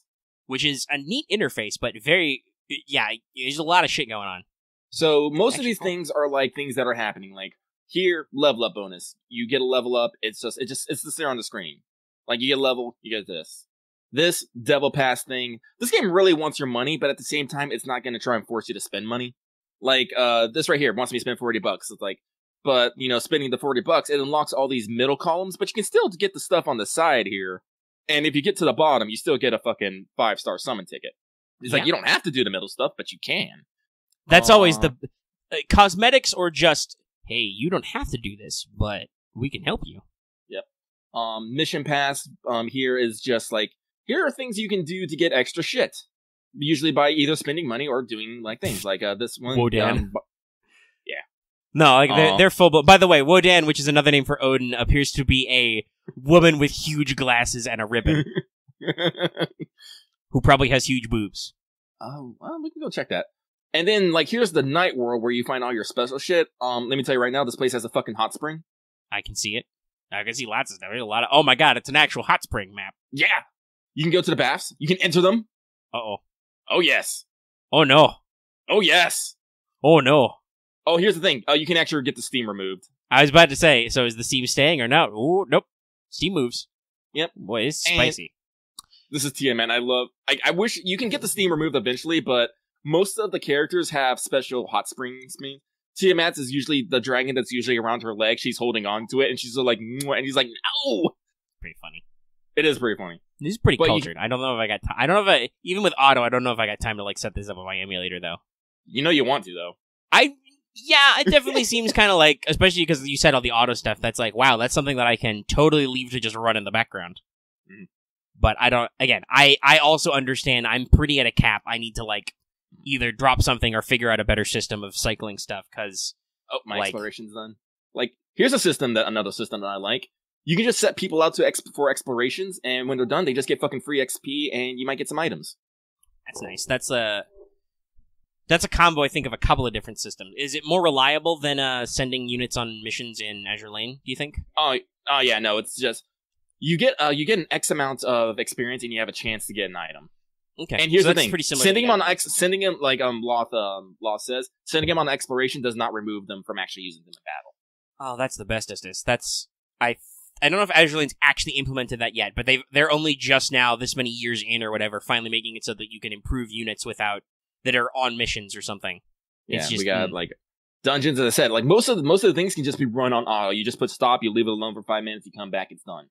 Yeah, no, the aesthetics of this and the automation, it really seems... I think the people who made this game clearly understand the whole phone game casual play kind of market, right? Like, it's like, you want to look at some pretty stuff, and you want to have some gameplay, but also you want to be able to have it do work while you do other shit. Which is honestly, like, I will say with Arknights, that's my big problem why I'm not advancing more in Arknights, is that the first time you do anything in Arknights, you have to do it manually. And usually I'm bad. So, there's like... That's why, I probably could have progressed to the 5th chapter a while ago, but I just didn't because it was like, no, I gotta, like, sit down and use my big boy brain to defeat this last boss. So, something that has a lot more common auto features is definitely, like, really interesting. Now, I'm gonna talk about their gacha system for a little bit here. So, right off the bat, they're super fucking generous. So, doing your dailies, you can get about 700 premium crystals a day. To roll their gacha once is 2,700 crystals. So basically, once every 4 days, you can roll for a 10 spin. Nice. I don't know if I like that inflation, but I like the actual fractions. Yeah. So, and this is something I noticed about their banners here.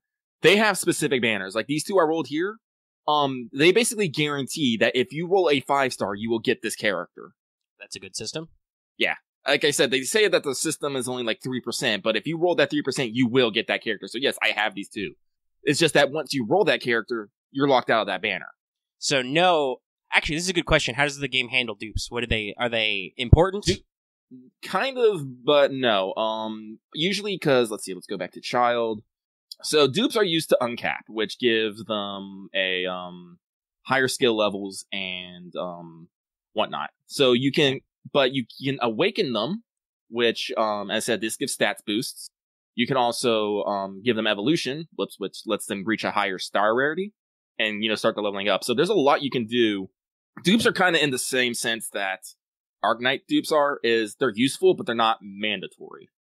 Yeah, you like a dupe, but not so much that you're not disappointed when you pull your 3rd exercise while trying to roll for muscle.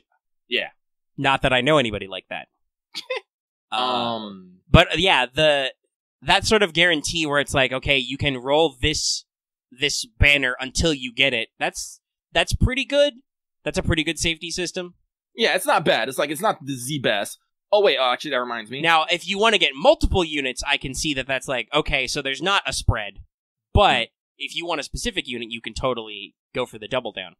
They also have their mileage meter, which basically, the more you roll, the higher it gets, and depending on if you claim it at certain points, you get certain items, like you can get a 4-star ticket, a 4 to 5-star ticket, or a 5-star ticket, depending on how many times you roll. It's just that once you claim one of them, it goes back down to 0. Okay. Here's something I love. They actually separate their characters and their equipment, gachas, so it's not jumbled all up into one. That's pretty good, yeah. They have equipment, and then they have Soul Carta, which is basically CEs. Let's see here. Blood Jump Sim, I haven't really used that. Same with, yeah, and honestly, this is the kind of game, kind of similar to Arknights, that I like, where it's just like, oh, this just seems kind of open-ended and independent. Like, the characters are called names, but they don't mean anything, right? Yeah. Obviously. So this is the kind of style, this is definitely the sort of game that I would, if I had time, pick up and may in the future, because it seems like it's something that's easy to, like... Yeah. Like I said, like it's got a lot of stuff going on, but none of it so far. Like you haven't told me that, like, oh, this zone over here, this button really gives me a headache or anything. No, like everything's pretty self-explanatory. Like I haven't figured out everything here, like the House of Reincarnation, and stuff. But underground here, it's just like no, you just literally go, you do a fucking endurance run. You just start from here, you go there, you get free stuff. Exploration, you just send your people out. Event dungeon, that's where you find your basic, get evolution materials and whatnot. Devil Rumble, that's your PvP. Labyrinth, is just another way to get other stuff. The spa is actually entertaining. Well, and also it's I think Lost said earlier, it also gives you slight stat boosts. Oh yeah, because let me get back into the bath. Yeah, because here you increase their likability rating, which gives oh wait, more. I have to click more. Yeah, likability, which gives you stat boosts. So like I said, there's a lot to do, but none of it's gonna give you a headache. And once you say you get the ball rolling on stuff, the game lets you know when things are done, like when your exploration's done or when stuff is done. So it's pretty easy to keep up on. And I'm just like again, like I came here because I came for Thick Live 2D, and I stayed here because this is actually a pretty good game overall. Like I said, I'm only level 29 right now. But like I said, I'm probably gonna be sticking with it because it's something that's pretty good. Like, God, these fucking legs. Actually, get back in your expose those legs, girl. Expose those legs. Yeah. But yeah, I also because when you do awakenings, you get little scenes with them that talks about them. I said when you get to S, you get new costume, so you get free costumes. And let me tell you, some of these costumes I've seen are dangerous. They're dangerous, y'all. This is one of those games that actually has a censored version, but as Lucky does, he went and fucking got the uncensored patch immediately. Mm-hmm. That's because that's how Lucky do. Where is it? Oh, I think it's in here. Where is the costume shop? See here, you can preview some of them. And I see that some of them are marked as voiced. Mm-hmm. Look at this. This is dangerous. Yeah. No. It's just yeah. It's like, excuse me, game. Is this legal? Yeah, I'd say this is definitely, and that's saying something. This is definitely a similar amount of horny energy to Azure Lane, which is everyone just has fucking saying something. Yes, also very much this has a shininess theme. Everything is shiny, and everyone has fucking thighs bigger than their head. Hey, it's great. Some people like thighs. I do like thighs.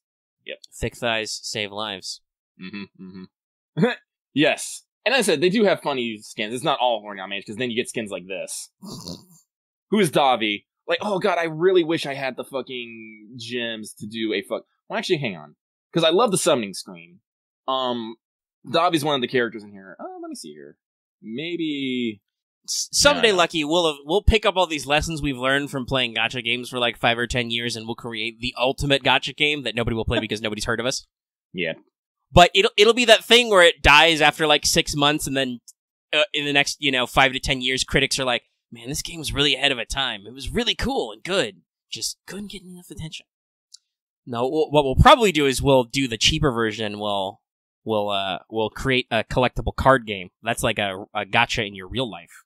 Combine our great loves. Mm-hmm. But so yeah, Destiny Child is a lot better than I thought it was. It has a lot of fiddly bits, good character design. The story's okay. The fucking main character is a straight man all the time, and it's just this makes me laugh.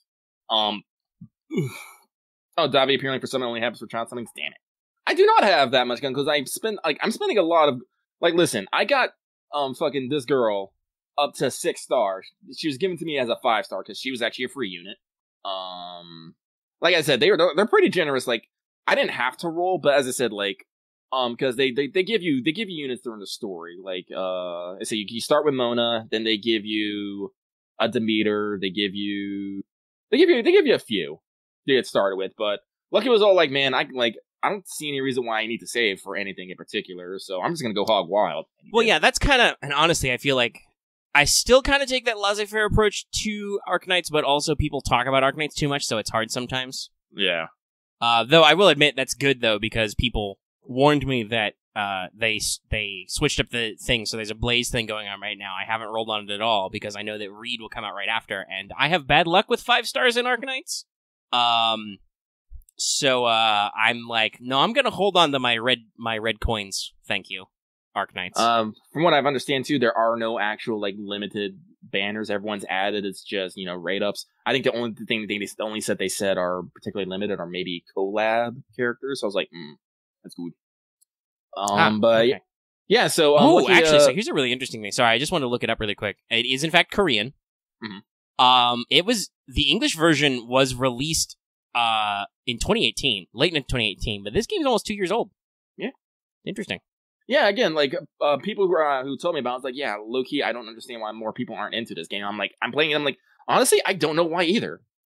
Well, I would say maybe because it being Korean and not like one of the big, because say a lot of the big publishers for the Chinese games like Arknights and like say what you will about how insufferable they are. Arknights has a big ad push in the States, right? Oh yeah, it does. And games like FGO, SinoAlice, the Madoka one, Magia Record, right? Yes. Those are all, like, a lot of the Japanese ones are based on popular, the DBZ one that everybody hates is also still the DBZ one. There's a Bleach one, there's like 4 Final Fantasy ones. Fire Emblem Heroes is made by Nintendo and is about Fire Emblem. Stuff like that, right? Like, I feel like a lot of these either got established, because, like, how old is Grand Blue? It's been around a few years. 5 or 6 years, I believe. Yeah, so a lot of them, I think, either have momentum, which I don't know if Destiny Child has been around long enough to have that much momentum, right? It's only not quite 2 years old. Or a lot of them have they have a free, mind space in them. Or, like I said, Yostar and those guys, push big energy. Well, also everybody hates the Western ones. Raid Shadow Legends, everybody thinks they're dumb. As much as EA tried to push it, I don't think people really, really like the incredibly gacha-ass Star Wars game that is not a gacha about the things Omega cares about. Damn it. I don't want to do the double premium event for Yoda. I want to do the double premium event for the ISD Chimera. But anyway, I'm weird. Actually, I'm not that weird because Azure Lane is a thing, and we should mention they're doing their 3rd World of Warships collab, and we're getting PR3. Yeah. They've only shown off 5, by the way, instead of their usual 6, but let me see if I can pull up the list. It's... Gotcha. It didn't gotcha. It's okay, Odin, so let me push Main, the full things. Yeah. Champagne, Drake, and... Cheshire. Cheshire, yes. Ooh. So it's 2 Ironblood ships, 1 Irish ship, and 2 Royal Navy ships. Yeah. And sadly, the Odin is not a carrier, even though apparently World of Warships does add some carriers to the Germans. Mm-hmm. That said, Odin's pretty cool. She's wearing actual armor, so that's cool. Hopefully these are easy to get. That's the thing I need to do, is I did this with Girls Frontline. I really need to do it with Azure Lane next and have a little come to Jesus, get my shit together thing. Because I do events and stuff, but I really need to I need to get Monarch out of the way and actually work on other PRs and other ships and stuff and train some stuff. Let's see. Actually, maybe level up some fucking equipment once in a while. Haven't done that in a while. To actually open up Azure Lane myself. Yeah, I logged in today and did my usual Googles. Oh, now it's letting me fucking stream BlueStacks. Okay. Huh. Interesting. I don't know. But yeah, so let's see. Mains looks alright. She's one of the Ironbloods, I would gather, from the shark faces. Yeah. Yeah, Mains and kind of a subdued design. Got a little white in her design. Got some great thighs though. Speaking of thighs. But a little, I would say, for PR ships and for other stuff, she's a little non-flashy, but she's okay. They'll probably do some cool skins. Odin has a sword and armor and stuff, so she's cool. Also, she's got extra swords, actually. I think those are some double swords in her, some giant swords in her rigging. Or they're weird space laser guns. Could be both. Champagne's kind of an oddball design, because she's got, her rigging is also, giant hands that punch, and she's got a crown, and it's weird. Catch these hands. But it's definitely got that over-the-top kind of aesthetic you expect from some of these PR ships. Cheshire is just a maid cat girl. What more do you need in your life? Yeah. Big flowing dress. And then Drake has a gun, so that's cool. Her design's pretty simple, but also shows a lot of cleavage in leg. But also she's got a cape, and she's got a sword and a gun, so that's cool. Interesting designs. Oh yeah, are they actually doing stuff with guilds? Is that a thing? Oh yeah. They're doing a guild update. I haven't seen fully what they're doing, but yeah, no, it's a thing. Holy shit, we got a lot of people in our guild, I believe. We are a max level guild somehow. Nice. Yeah, cruise control, Azure Lane. Hopefully that means we can do cool stuff. I hope so. At least we know we have some people who may or may not be interested in the game who still play it that we can get to do stuff. Okay, so that was gacha stuff. Yeah, being carried by people. So let's see. We've been going for about 2 hours. Raid Shadow Boats. God.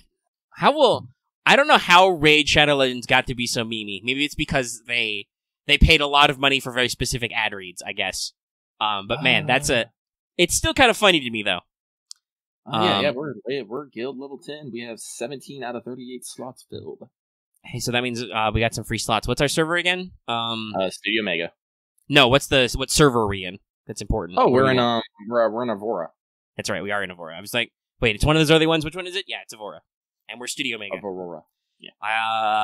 I'm the founder, and Lucky's an officer, I believe. So there's multiple people who can let you in case Omega doesn't look at Azure Lane that day, which sometimes he doesn't. Like I said, I need to do. I've done it before. I need to do a little bit of a get my shit together. Yeah, Lucky is almost. He's 50% done with Gascom's second battle thing. So, soon TM. Yeah, Lucky is fortunate that he reps fucking Vicia and Ironblood all day, every day. It helps. God, it helps. Yeah, I try to use my. I'm still stuck on Monarch.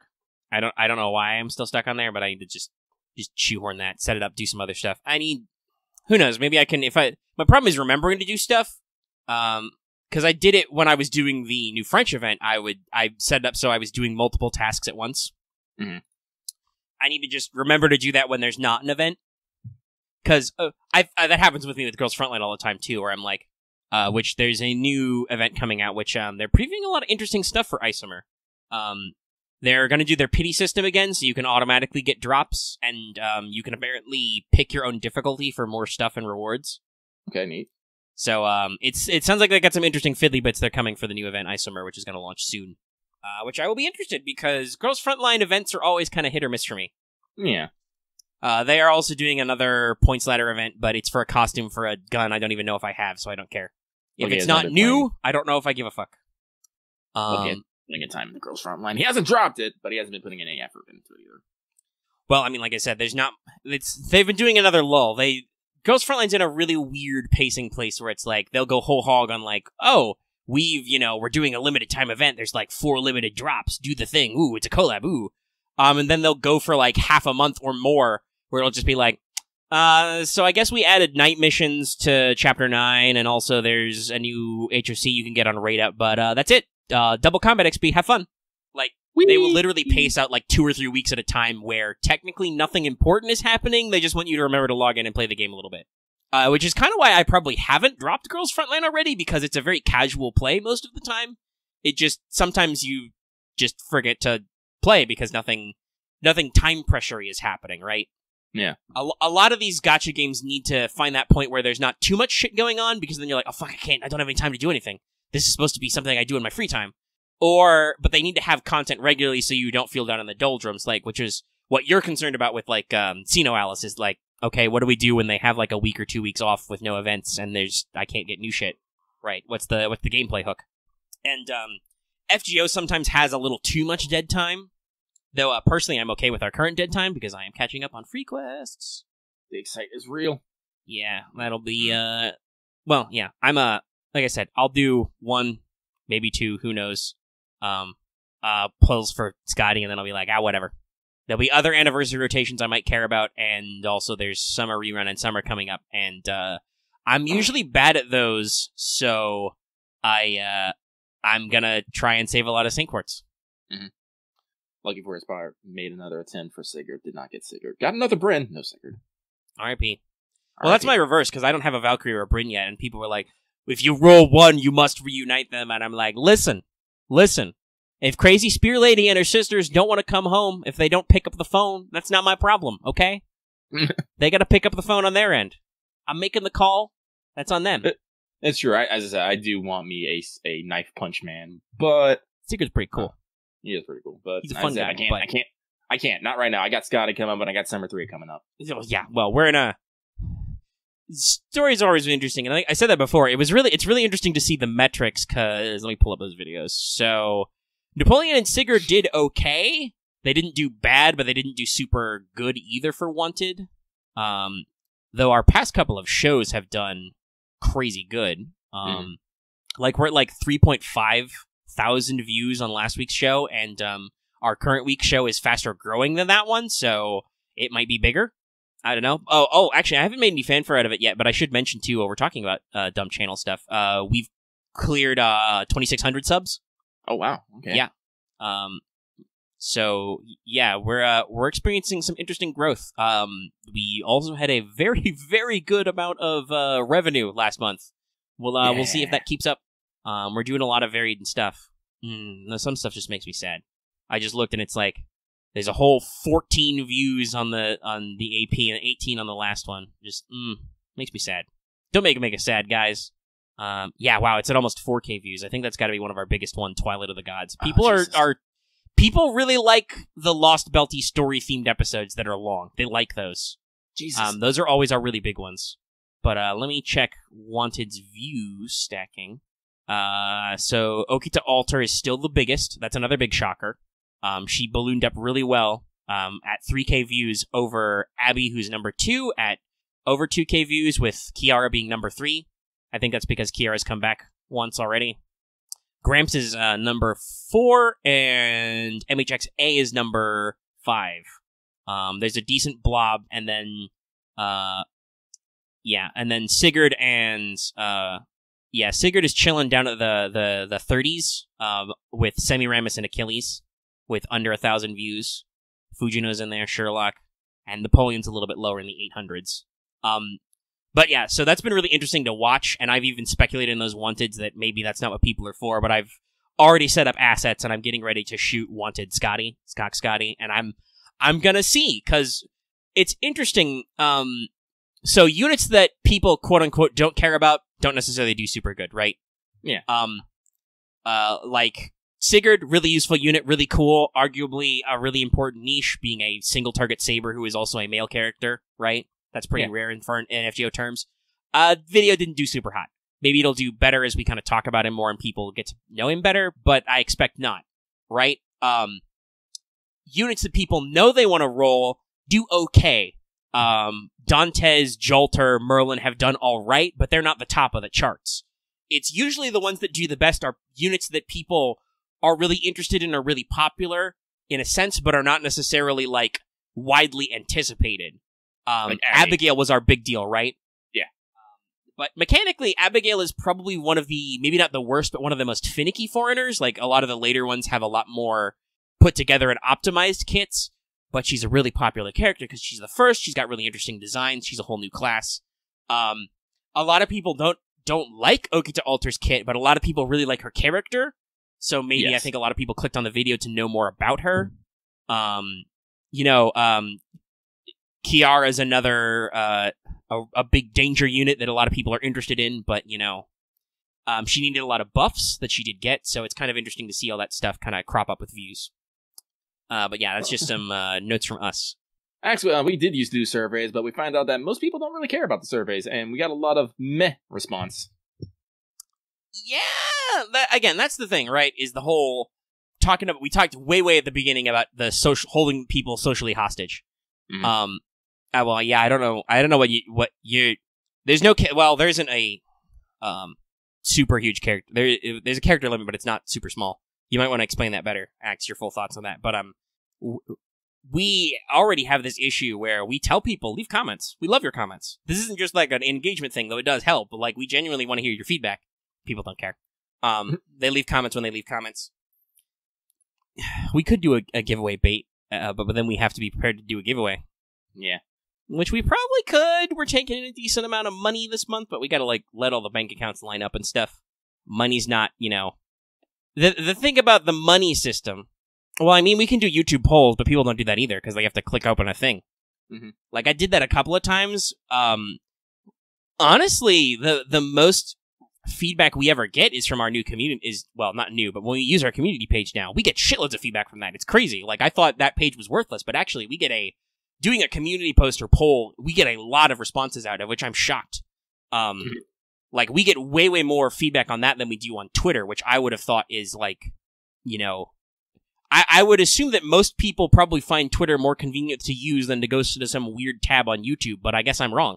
Yeah, no, when Lucky fucking told, was all like, I ain't streaming because I'm fucking depressed and I want to Bambi, I got a bunch of likes and people saying, you do you, Lucky, like, we care for you, Lucky, and I'm just all like, I have never got so much positive reinforcement in my fucking life. Yeah, no, like, it's interesting. If we wanted to poll people about videos they watch, that would be how. It's just getting that. I think the question is just getting it focused, right? Like, getting the right answers.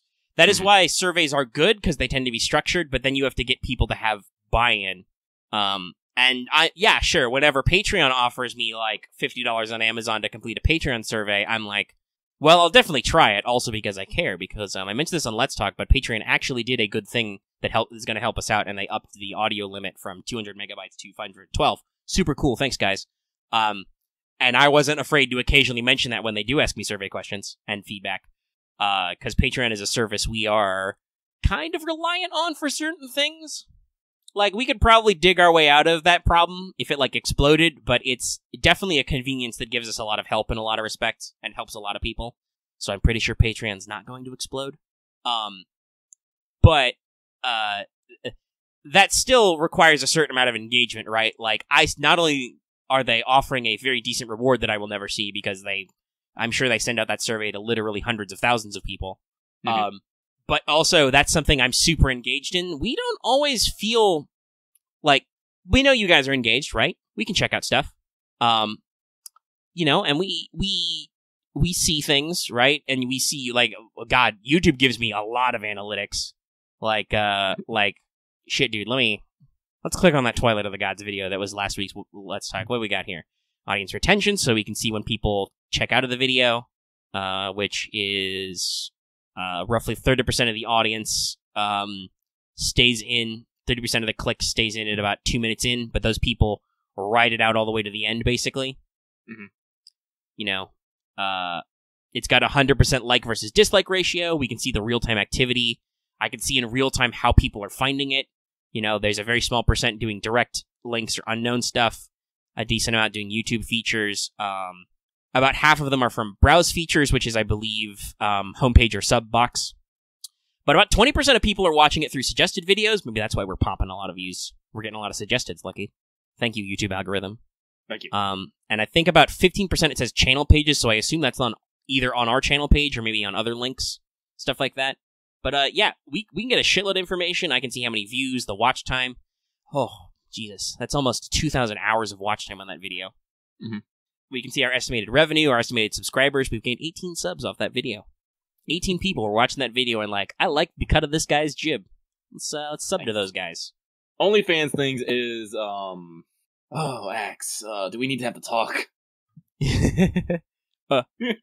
OnlyFans is a real thing. Yeah. It's a joke, though, because of why people go to OnlyFans. Because it's basically just another subscription-based service, but because Patreon is beholden to credit card companies and stuff, they have to, like, be very sensitive about adult content. Even though there are a lot of porn games made on Patreon. They have to hide what they do there, and certain themes are not allowed on Patreon. Mm-hmm. OnlyFans is like, no, dude, you want to set up a sub-service where you can show people your nudes. We don't give a fuck. I haven't actually subscribed to anyone, but I keep seeing Hitomi Tanaka because I'm all like, I kind of want to. Yeah, it's just a new monetization stream for people who do stuff that doesn't... They've done the classic thing of they've realized, oh shit, there's a niche where... Because Patreon used to fill that niche, but then they got too legit and had to quit. So I think OnlyFans probably started as just like, wait a second, what if we got in on this with the explicit idea that we are not necessarily, we are not family friendly, right? We're a premium subscription service of certain things, right? That like we can get in there and get all those people, which is I think what's working. Mm-hmm. Because that's unfortunately we do still live in a time where doing more adult type stuff, even risque stuff, but especially explicit stuff, will still get you a weird black mark from somebody for some reason. I don't know who these moral watchdogs are and why they haven't evaporated, because they must be ancient yet, crumbled back into the mummy dust they are. But they still exist, and apparently still cause problems. I don't know. I would, if anybody out there, speaking of feedback, knows, I'd love to see the numbers.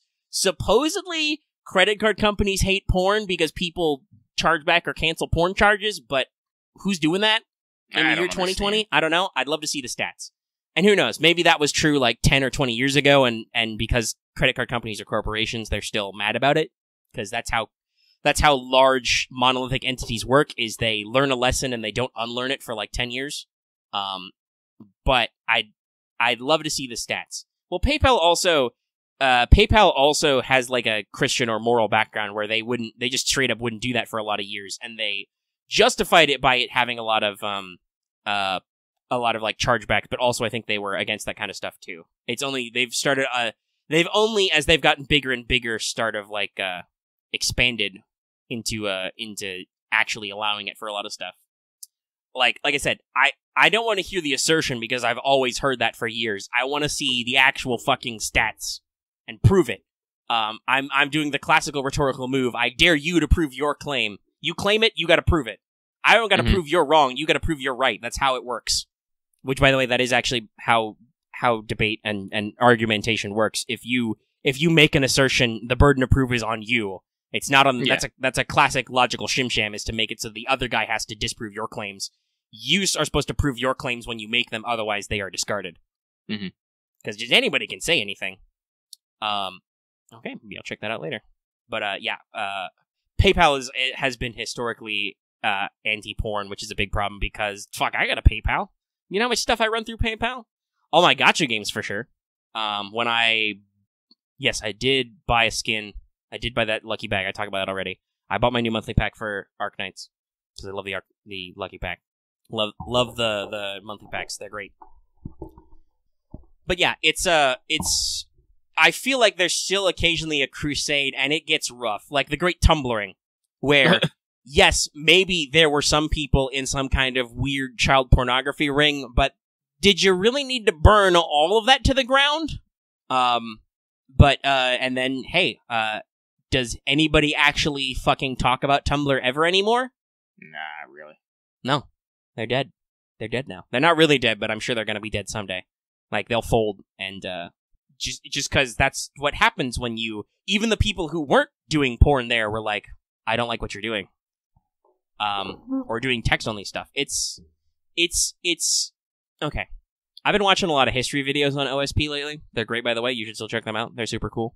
I do them for research. I watch their videos for research and stuff. But, yeah, Twitter, while I think there's an occasional risk of Twitter, like, getting more corporate or getting more weird, Twitter in general is actually a pretty safe place. And then some stuff is still a little spicy for Twitter. Those guys are on Pixiv, because Pixiv is a Japanese site, and they're like, we don't care. We're Japan. And maybe there's something to be said for how little Japan cares about some stuff. Maybe they should care a little bit more. But, for the moment, at least, they let you do a lot. But, I was talking about history. People have always been horny, okay? Yeah. There's all kinds of art and themes about stuff. And a lot of art themes and a lot of architecture and even a lot of stylings. Like, damn, dude, we don't know much about them, but based on the images they left behind, the ancient Minoans, really did rock the whole, what's the best way to say it? Well, I'll post a little statuette, which is possibly not safe for work.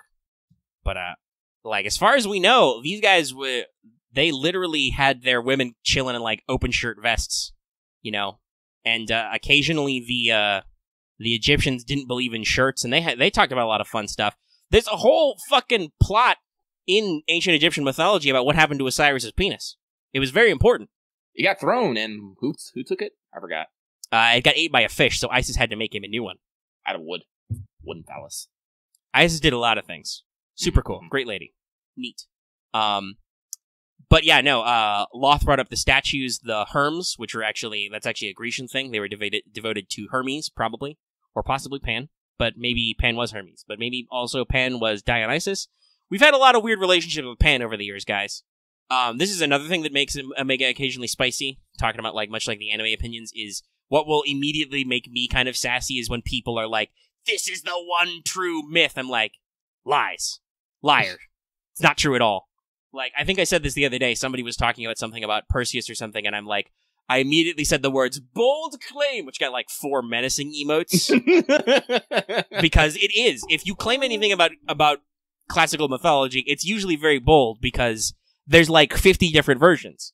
I think I've said that before. That's something I like about overly sarcastic productions is usually they will call out either in the text or in like the kind of summary at the end that like, yeah, there's a lot of different versions. We went with this version because it's easier to tell, or like occasionally we'll nod to like, there's some other different tellings.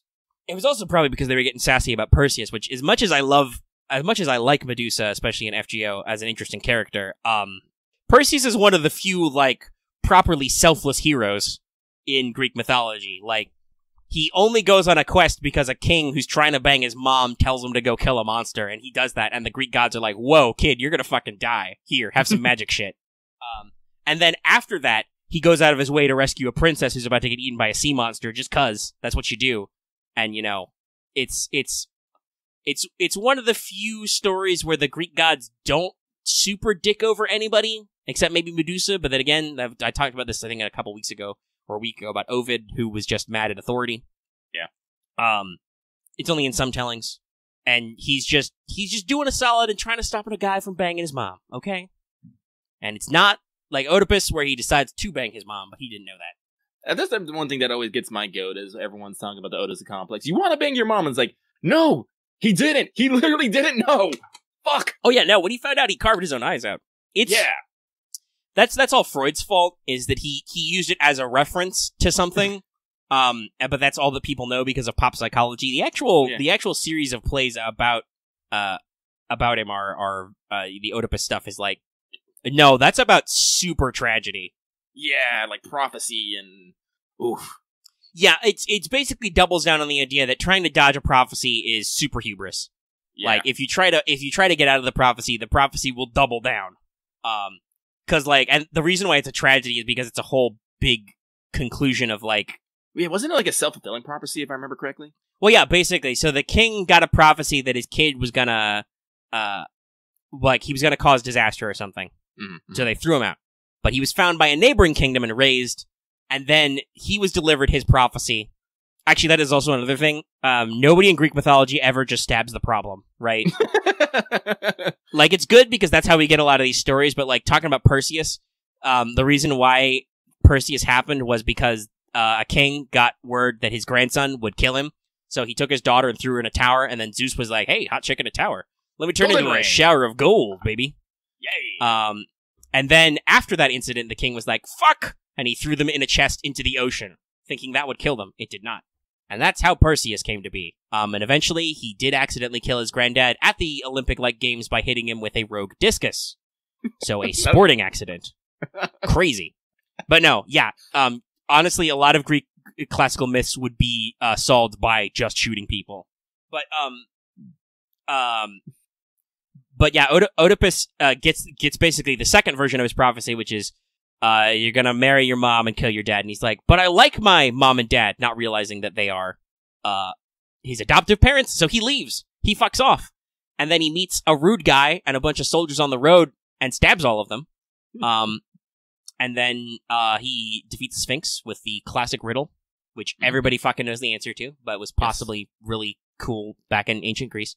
And then he runs into there, and the queen is just like, thank you, hero, for getting rid of that annoying Sphinx that was just killing everybody trying to leave the city because we've had terrible news that our king has died. And he's like, oh, that's real bad. Let me hang out with you. And he's like, oh, that's super sad. Maybe I'll become king. And then the play is basically this whole big tragedy leading up to, like, because the audience, it's one of those classic setups where the audience realizes the problem way early. Yeah. Like, the moment you hear the prophecy, and then you're like, oh yeah, you've killed a mysterious kingly individual, this country's king is dead, and you're gonna marry the widow. Everybody goes like, oh, shit. Oedipus doesn't get that oh shit moment until the end of the play, where he scores his own eyes out. And then there's like 2 more plays after that. Like, it's a whole mythological cycle. But no, Freud made it weird. Yeah. Like he did everything. And now no one can go, Oedipus was a motherfucker. And I'm just like, context, please. Motherfucking context. Ugh. Yeah. Sorry, this is one of those things that gets Lucky's goat, is just when people will only harp on one particular point of any subject matter and completely ignore the rest. Yeah. That's the same thing about the got my goat about the Perseus thing. It's just like, okay, listen, I like Medusa. She's cool. There's no universal canon here, and even in Fate, they're very weird about trying to paint too nice a picture about Medusa, right? Like, look at fucking Gorgon. Gorgon, totally ate my sisters. Yeah, the ultimate version of the story is that she still becomes something bad that a hero had to kill, but they try to paint it in such a way because Medusa, especially in Fate Stay Night, is a super sympathetic character, so they have to kind of justify their own writing of, like, I can understand it because when you think about it, like, in definitely some tellings, Medusa was just kind of minding her own fucking business and whatnot, but people are all like, motherfucking monsters! And they're like, we're gonna go kill it. So sympathetic, and then just the slow spiral of, you kind of become what people think. That reminds me of there is a great OSP on Perseus, which I did quote, which is where Red actually mentions the trope, right, about, Poseidon, but mentions that, like, Poseidon and Medusa banged in a temple to Athena, which she doesn't like, because Athena was super hardcore about that, not interested in sex stuff. Like, Artemis actually has a couple of legends where she may have been sweet on people, Orion being the big one, where, depending on the telling, she was actually legit sweet on that guy, and then usually Apollo fucks it up, but sometimes it's just an accident. Thanks, Apollo. You can bang everything, but the whole, the Virgin Artemis gets one in there. That's another actually big thing. Like, a lot of people, even though the Greeks understood about, like, sapphic poetry and stuff, Artemis usually isn't portrayed as super gay. The hunters and huntresses, which there were a couple dudes, are just like, no, we just want to be kids and hunt stuff forever. No banging. Peter Pan complex. But Athena was, like, super big on the asexuality of, like, no, I'm not about any kind of banging whatsoever. You put your pants back on. But Red actually quips that, like, supposedly Athena made it so Medusa was so hideous if you look at her you turn to stone, but most modern interpretations draw her as hot anyway, and it has a great, like, they do the thing where they do the sexy music and the heart's background and the slight pose, which happens a lot. A lot of people sympathize Medusa by making her still hot. Even though the oldest versions was the Gorgons, the Gorgons were, I think, one of the children of, Typhon and Echidna, who were just really freaky monsters from the get-go. Yeah. Where Fate has to kind of, Fate starts with, no, Sino and Euryale were small and cute because that's clearly the ideal, that's clearly the feminine ideal that everyone wants to worship, small and cute, right? I'm just like, that's very Japanese of you, buddy. And who knows? Not to occasionally get some digs in, I don't know, that might be some deeper commentary than I think it is. But they kind of go with the, like, they're goddesses, and maybe Athena was, like, butthurt, but also maybe not. Like, they leave a lot of things up to interpretation. Yeah, Fate really doesn't clarify for sure what is myth and what is legend, because it's all really myth, so none of it's quite true. Medusa does have the hidden attribute of Earth. She is a mystery, a folk story, right? She is something that people made up that because it could have happened, it's recorded kind of thing. Which is a conversation I also had earlier today. But mystery is weird. But the interesting thing is that, like, it doesn't comment. The general metatext is just that, like, Medusa was somehow slightly flawed from her sisters, so she actually grew up and hung out, and they were all individuated. But eventually, dudes kept. I think Athena maybe kicked them to the Shapeless Isle. I don't know. That doesn't really seem like too bad a deal, but dudes kept trying to come and worship and or steal Sino and Euryale, so Medusa had to stab them. And eventually she stabbed too many dudes that she started to like stabbing dudes, and then she became Gorgon. And then Perseus was just passing by, and the gods had to be like, yo, kid, here's like 5 noble phantasms. You gotta take care of this problem. And he did. Great. I don't actually know. I do know that at certain points in history, we've definitely had a thing for the slimmer form. But also not. because some of the oldest pieces of art we do, speaking of horny, are like Willendorf Venuses, which you might not recognize that name, but you will probably recognize the image if you see it. It's this thing, which for the audience at home it's a very thick lady statue. It's presumably a fertility idol, but it's really old, so yeah. Horniness has no age. And so the point of this story at the start was just, man, I really don't know why we're still so weird about it sometime. I don't know. People have, like I said, everyone's opinions, thoughts, and opinions are based on their own experiences. And when they voice said things, that comes into conflict with other people's thoughts, opinions, and experiences. And then people are just like, yeah, that's all I really got. Okay, no. Game, I said I didn't want to do this. Why do you make me do it anyway? But yeah, there's some interesting thoughts about basically like persecution of the horniness, which we should get over. It's very puritanical and it's not really hurting anybody, but that's an opinion we voiced many, many times. Let's see, we got we're about 2.5 hours. Let's take another quick break and maybe I'll come back and tell some D&D stories, or maybe I won't. Maybe I will decide I won't. The recording is resumed. Though, hey, we don't have to cut it off at exactly 3 hours because we have big audio time. Big audio time! So I'll tell some D&D stories. Okay. We've started our D&D campaign. It is run by, I guess, well, because we did the Fate thing and other stuff, they're in the Cabal, so they're part of the Studio Mega Players. It's run by Vesper, who is in the Fate AP. So they're the DM. And there was some timing stuff to get in, but we got in, and I mentioned this to... Did I mention this on air? That it's mostly the Fate crew again? Yeah. I didn't. Okay, we talked about that earlier. All right. It has been 2.5 hours, okay, guys? Plus or minus some breaks. So, just remind everybody how bad we are at remembering. Did I talk about that within the past 2 hours? I don't fucking know. So, I am playing, and I've mentioned this character before, but I'm playing Valanth Gemblossom, who is a lawful good Dark Elf Paladin, because Vesper is running an original setting that has the deities based on the Faerun setting for D&D, but also Faerun has a lot of gods, so they trimmed it down a lot. She trimmed it down a lot. So now there's only, like, I think a dozen of them. And a lot of the super, super evil ones, like Grumshan Lolth, are out.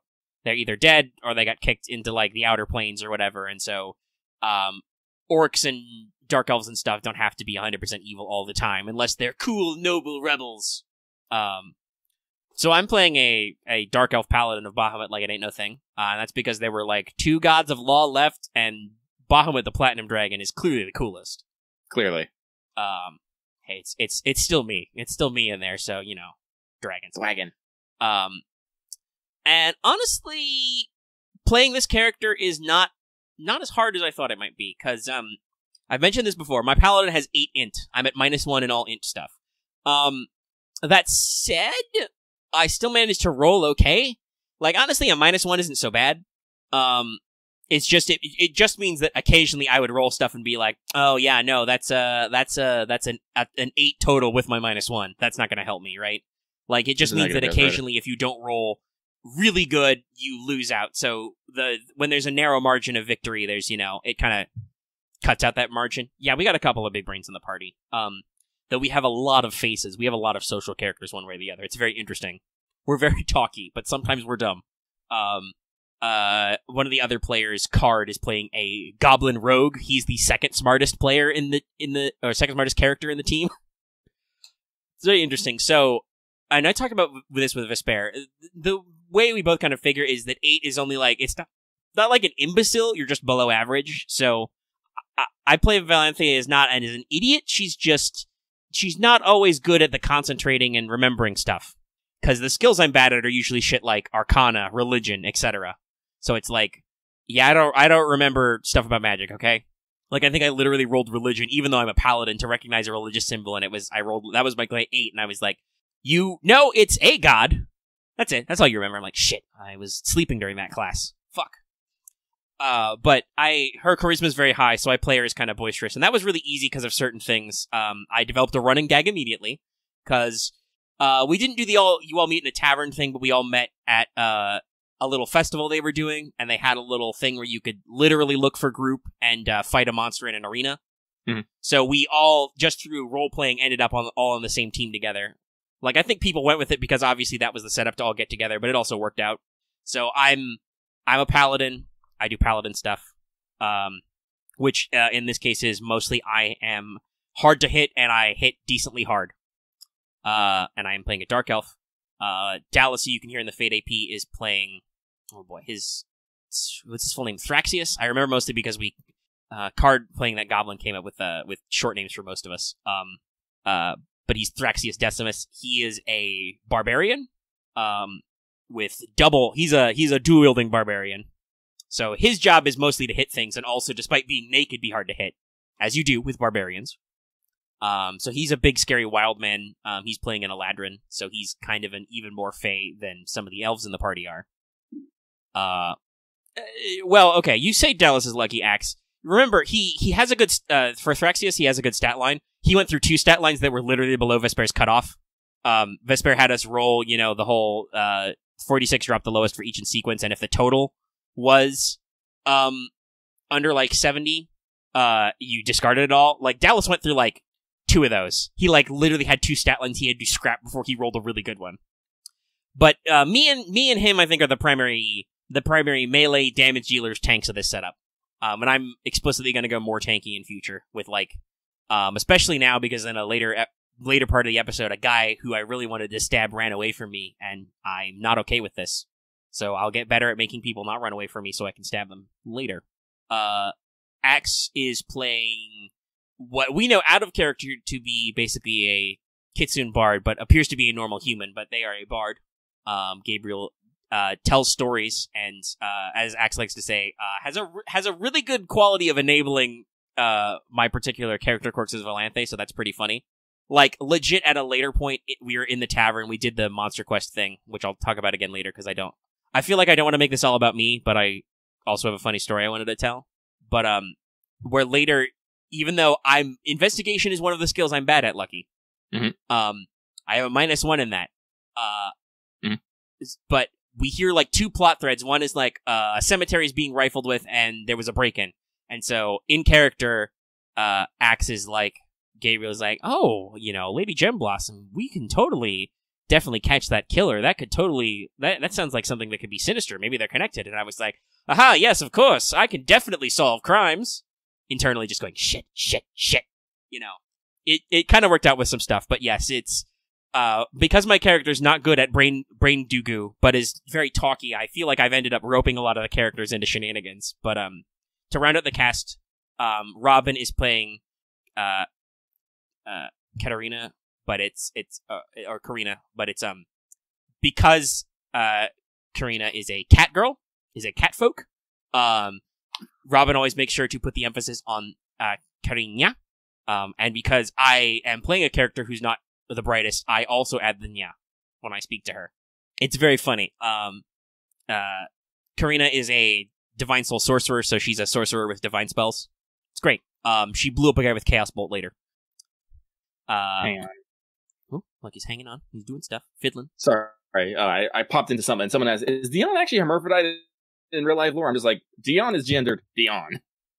Yeah, actually, to answer that question, it is technically true. There's, what's the way to put, I believe the technical term would be intersex, probably. There was an autopsy done on Chevalier Dion, who has a really, really long French-ass name that I can't recite, because there's 5 of them, or more. Yes, but there's some interesting stuff there. But yeah, so that's why, though, in FGO we talk about Dion's gender being Dion, because it truly is flexible, especially because of skills. Yeah.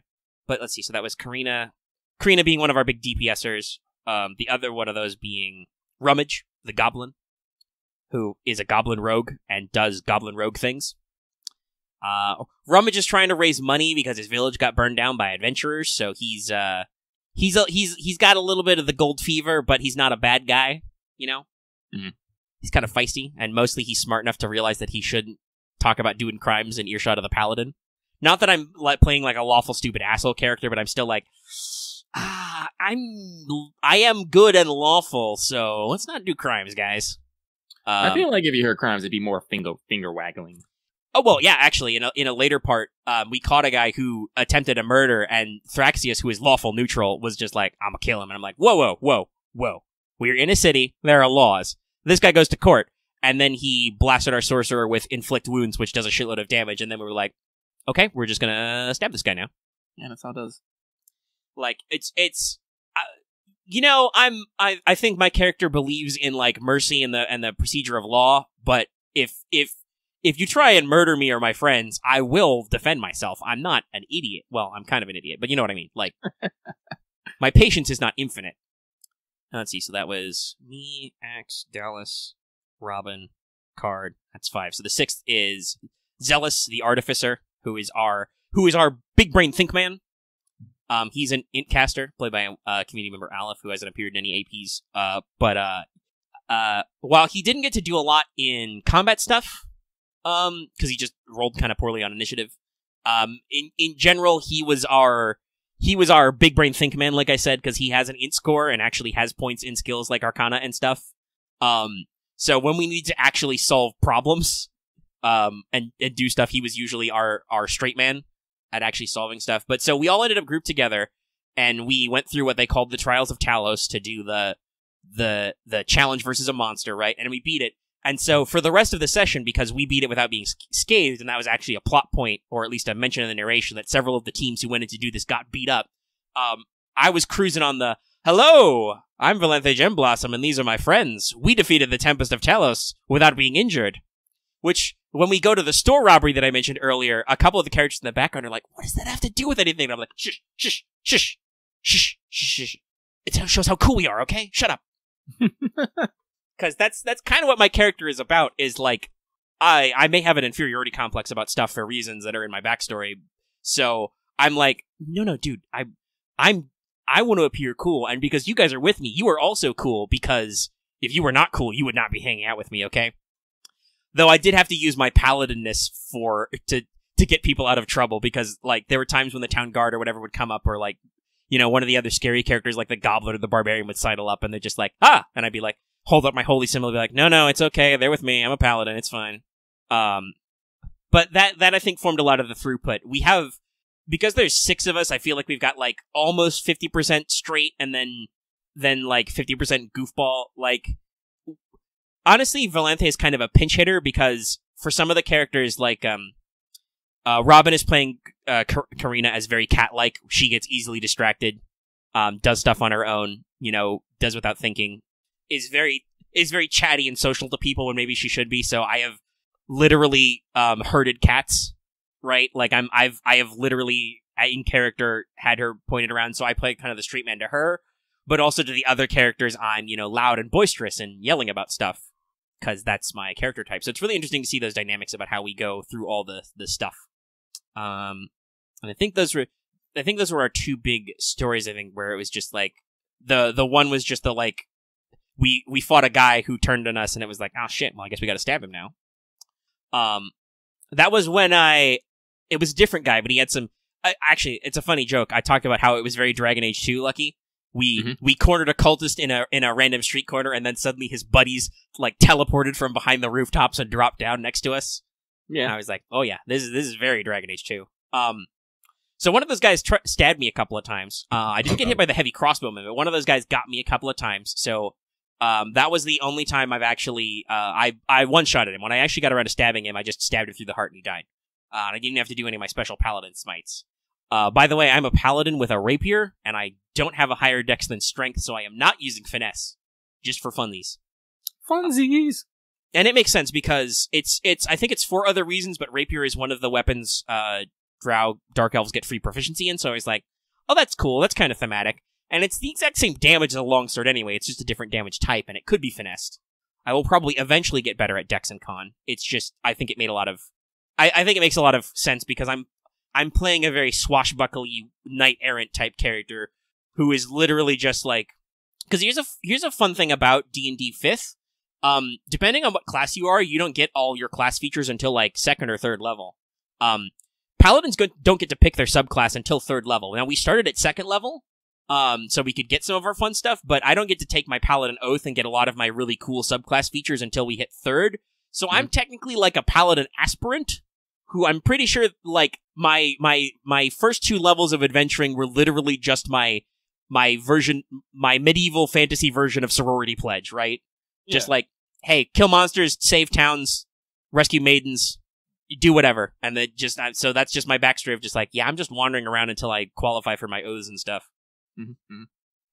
And other characters have different backstories, some of which I don't know the fullest extent of yet, because sometimes we play stuff close to the vest because some people follow the Lucky school of backstory and don't mention it, because otherwise you'll roleplay to it without knowing it.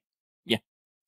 But we've had a lot of fun moments. I think the only other me thing that I thought was really funny was, like, talking about my, like I said, talking about how, because I'm not smart, I sometimes make weird conclusions. The cultists we ran into, because that was the guy we ran into, he was a thief and a cultist. In character, Dallas's character explained some stuff to us about what those guys were like, because they're speaking, like, weird Old One language. They were speaking deep speech, which we all immediately ran with the joke of just saying, he's speaking deep. I speak deep. But he basically explained that as like, okay, so there are gods who aren't gods anymore, because either they aren't whatever gods, or they got beat up and kicked out. So these guys are trying to make their old god a new god. And so in the backstory, that was kind of explained what happened to Lolth, the Spider Queen, as to why Dark Elves are a fully playable race. So my character has literally run with, are you telling me these guys are Spider Queen cultists? And that's just, I'm pretty sure until that's emphatically proved wrong, I'm just going to run with that in character, because that works. But honestly, yeah, I'm having a lot of fun with the characters and with my own. I think it was, like, some of us, I think, have some of the kinks to work out, but I'm kind of surprised that for me, as somebody who hasn't played a lot of D&D, I never played 5th before this, it seemed really easy to slide into character, and the mechanics, I think they've done, I think, have some, maybe not qualms, but I have some questions and concerns and comments about the way D&D handles some aspects of game design, and how some people try to make everything D&D, you know? Mm-hmm. But I think in general, with a little bit of homebrewing, because Vesper's got some house rules, because they've done a lot of 5e, I think, so they kind of know what doesn't work and where to patch it. Though it sounds like 5th edition is still working its way towards patching that on their own, too. Just, you know, they're slowed down because they have to write books and releases and get corporate approval and whatever. But in general, it seems like the game design is supposed to be pretty streamlined and open-ended, so if you've got a competent DM, you know, you can just kind of roll with whatever, and it's not a huge deal.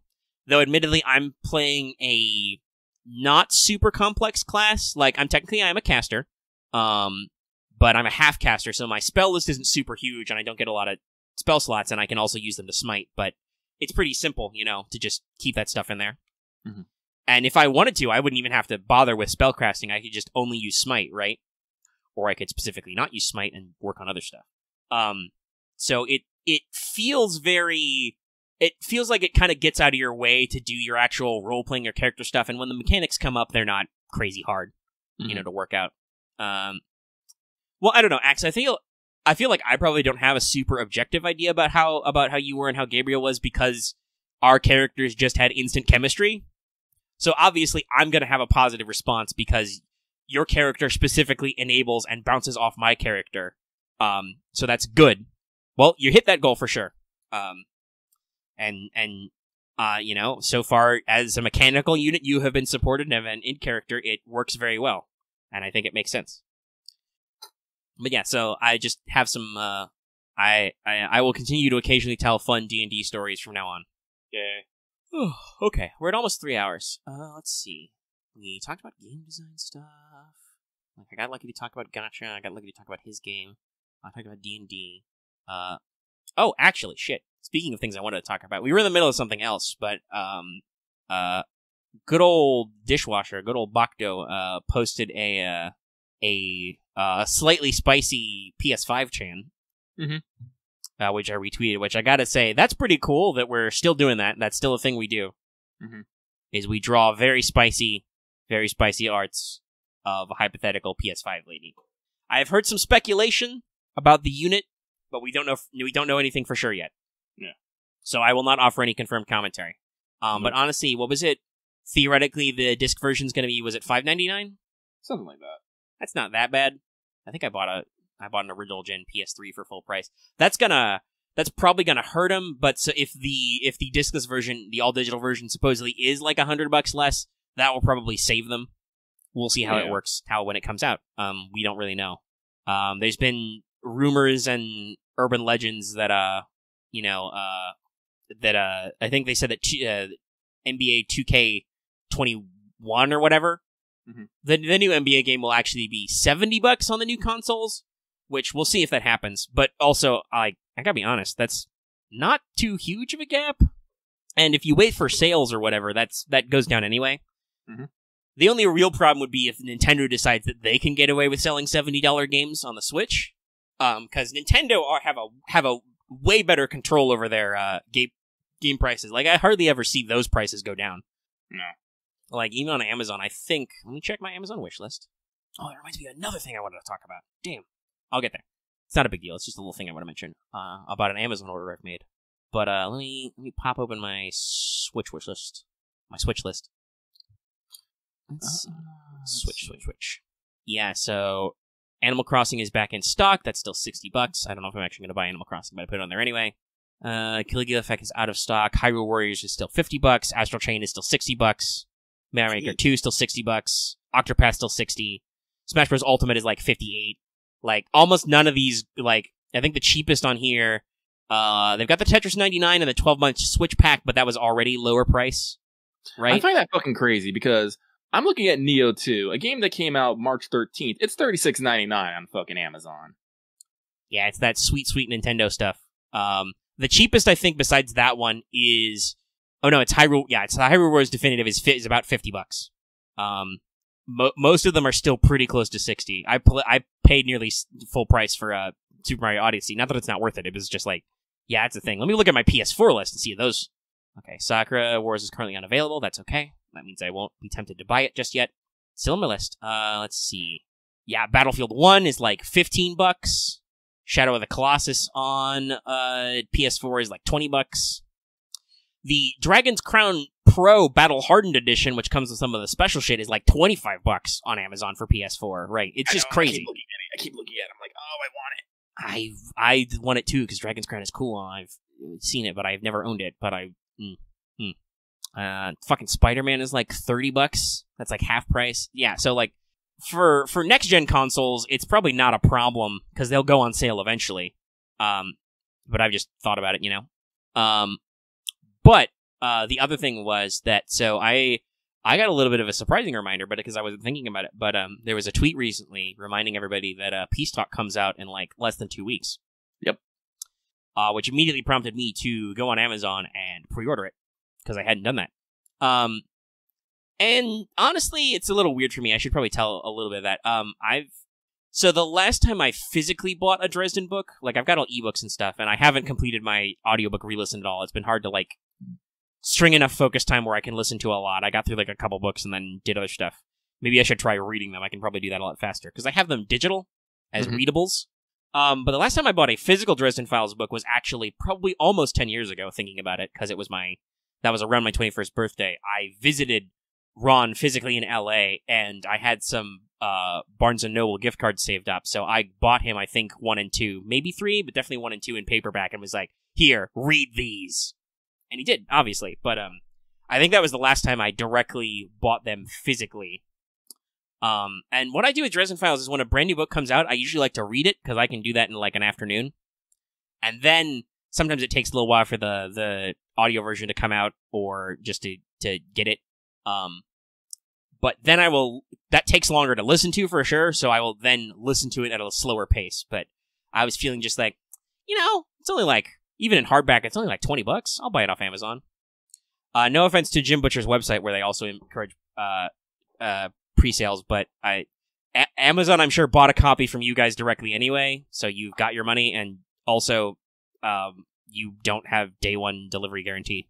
Lucky just pre-ordered the audiobook. That's fair. Like I said, that's just my personal preference to like get the physical and just eat it like candy. Not literally. I don't literally eat books, but I can kill a book in an afternoon most of the time. That's what I used to do with Star Wars new releases back when I cared about those. But literally, I would get them from my library. That's where I got a lot of Dresden Files too. Is I would read them, and then later I would pick up the audiobook and actually spend the time to kind of power through that. I have listened to them so many times that I hear it in James Marsters' voice anyway, so... That's fair. But yeah, so I've locked that in, and I'm thinking about when I need to lock in my my pre-order for Battlegrounds, because that's also later this year. God damn it, Jim. But also, bless you. Bless you. You did good. You finally, we made it. We made it, Jim. Yeah. And Amazon did actually update my Cyberpunk order. They did tell me that, unfortunately, it will actually be arriving in November. Look, he's about to lock in his Ghost of Tsushima pre-order. Yeah, I'm not locked in for that one either. That's just because I'm in a clusterfuck of games right now, though. Like, yeah. I admit to myself, as much as I want to play that game, I need to unfuck myself first. Because you would have thought that by now, in July, I would have beaten Final Fantasy VII and Persona 5 already, but I just, like I said, I got in the kerfuffle. I had a system there, but then I lost it. I need to find my system again. Then I can, like, buy other stuff I care about. Not that I'm hurting for money, but also I should, like, I need to, like, focus up, spend my money a little smarter, make sure I'm not wasting it on something I'm not going to touch for a while, and just, do the thing. Yeah, like I said, right now I'm honestly looking at buying me a new game. I'm just like, do I want to get Neo 2? I can get the collector's version for like the price of a regular price game, but Ghost of Tsushima is coming out in a couple weeks. So I'm just all like, Yeah, that's always a thing, right? Where you got to think about the time. Mm-hmm. Because that was a concern with, and not that was what got it, but that was a concern when Final Fantasy VII was about to come out. Was that P5R was going to be around then, but I think both of us worked around that in our own ways, and it just, time-wise, I've had enough time to beat him, I've just been bad at it.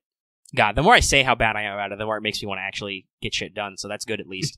That activates my not self-loathing, but self-annoyance. I'm just like, alright, motherfucker. You can do it. You just need to take some time. Like I said, I think for Persona 5, I need to take a solid crack into actually getting up to Shido's Palace, and then see how I feel about that, and then if I'm just like, okay, I can't go through the bottom of Mementos and then do the tower right away, I'll just go back to Final Fantasy VII for a while and come at it with fresh eyes or something. Mm-hmm. But okay, I think that's all the stuff I actually wanted to talk about with you. Do you have anything you want to talk about? Not particularly. Let's see here. We really didn't talk about our Star Wars AP because no one cares about it. I cry. Care more. Actually, maybe by not talking about it, we will incentivize people to actually listen now. Yes, but things are happening. Things happen. Catch up on them. We're actually catching up. Like you're only a couple sessions behind, and probably by the time this one's all getting ready to go live, the next AP will probably be the audio will probably be posted to patrons. I don't know exactly what I'm doing tomorrow before the game. I might need to take that time to make sure I've got the Wanted filmed so it can go up at weird times when they try to bamboozle me on Monday. I don't know. We'll see. Well, I don't know, Loth. You could just put them on loop. There's playlists and stuff. I've done a little bit of playlist maintenance on a couple of playlists lately. But, yeah. Care more. We'll continue to bring you a wide variety of videos and streams on stuff. That's us, Studio Omega. We do stuff. Oh, man. I guess there's something that's, like, now niggling in my fucking head is, like, talking about roleplay. I'm like, do I even roleplay? I don't even fucking know. I think so. Like... Oh, actually, that's a good question. So Tyranno asked, did Omega get blazed? You're implying I'm trying. Boom, there's your answer. Yeah, no, I actually said this way earlier. I have bad luck with 5 stars. I actually give a fuck about Reed, because she's a dragon. So, no, I need my red coins. They don't magically come from nowhere. But yeah, no, like, yeah, I do think you do roleplay. Like, Arama's not strictly speaking you. Even, actually, like, you had that conversation in Lone Survivor, which is actually up, where you're kind of like, okay, so out of character, I have, some of that was funny, but some of that was frustrating. But in character, Arama is definitely a little pissed off because she's mad, what they call anger. You didn't say this, but it's the trope they call anger born of worry. You're worried about them, so you're mad. Yeah. Like, that was what you projected in character. That was not 100% of what you were feeling out of character. Yeah. Okay. I mean, if you want to phrase it that way, Axe, yeah. And as we've gone on, you've gotten better at explicitly being like, okay, this is a very camo thing that's happening right now. Omega is just sassy that he treats the players as the characters. So he will totally be like, all right, I'm going to get you for that smartass remark. I wonder, we should play some Apocalypse World sometime. It's been a long time since I did some good Apocalypse. Well, but no, if it's not which would probably be disappointing to some people because we still don't know if we'd be buddy copying. If it's not, maybe a rotation back to Mages of War. I don't know. It would probably be testing Gensekai next if we decide to stop doing Clone Wars. But that won't be for a while still, because there's still plenty of plot lines to work on. And Lucky still has a lot of EXP he wants to spend, so. I do. Also, Loth, again, like, I can understand why you feel that way, but again, that was not a happy time for me. That worries me about people. It's like, yes, strife, conflict, good. I'm like, That's definitely something I think we agree on, is that, like, I get interpersonal drama and it's kind of cool, but, like, those are also the points where I just, like, yes, yeah, are you done yet? Like, as the GM, I'm like, okay, you're clearly doing something here, I don't want to interrupt you, but also I'm looking at my invisible watch. Because getting characters to roleplay can be a struggle sometimes, and when characters flourish in that roleplaying, when they really find their ground, that's good, because that gives you a lot of stuff to bounce off of, right? But also there's like, oh my god, you guys are just... This is like the third time you've had this argument in character. Are you gonna resolve it, or are you guys not gonna grow as characters?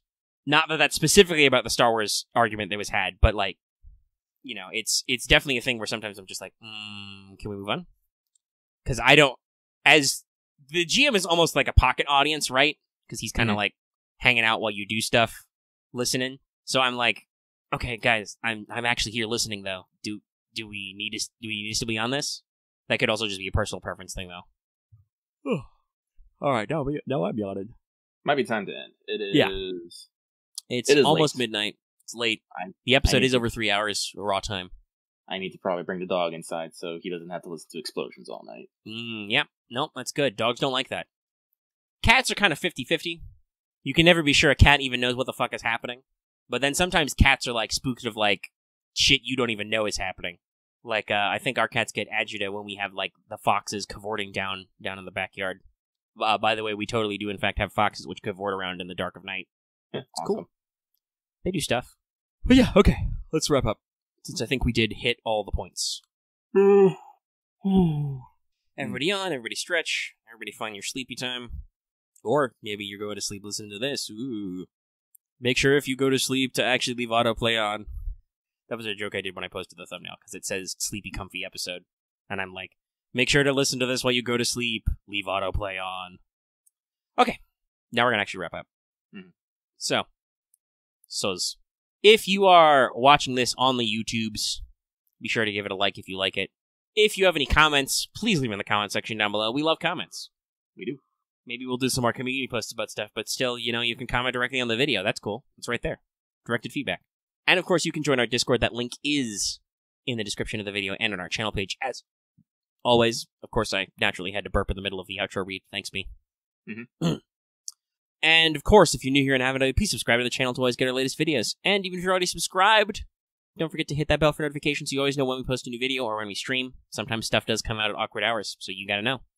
Who knows? You might even be notified about community posts with notifications. I don't know. I don't think I actually have any channels I want to be notified on, but that's just because I check my YouTube subs a lot. But if you don't check your YouTube subs a lot, you should get notifications.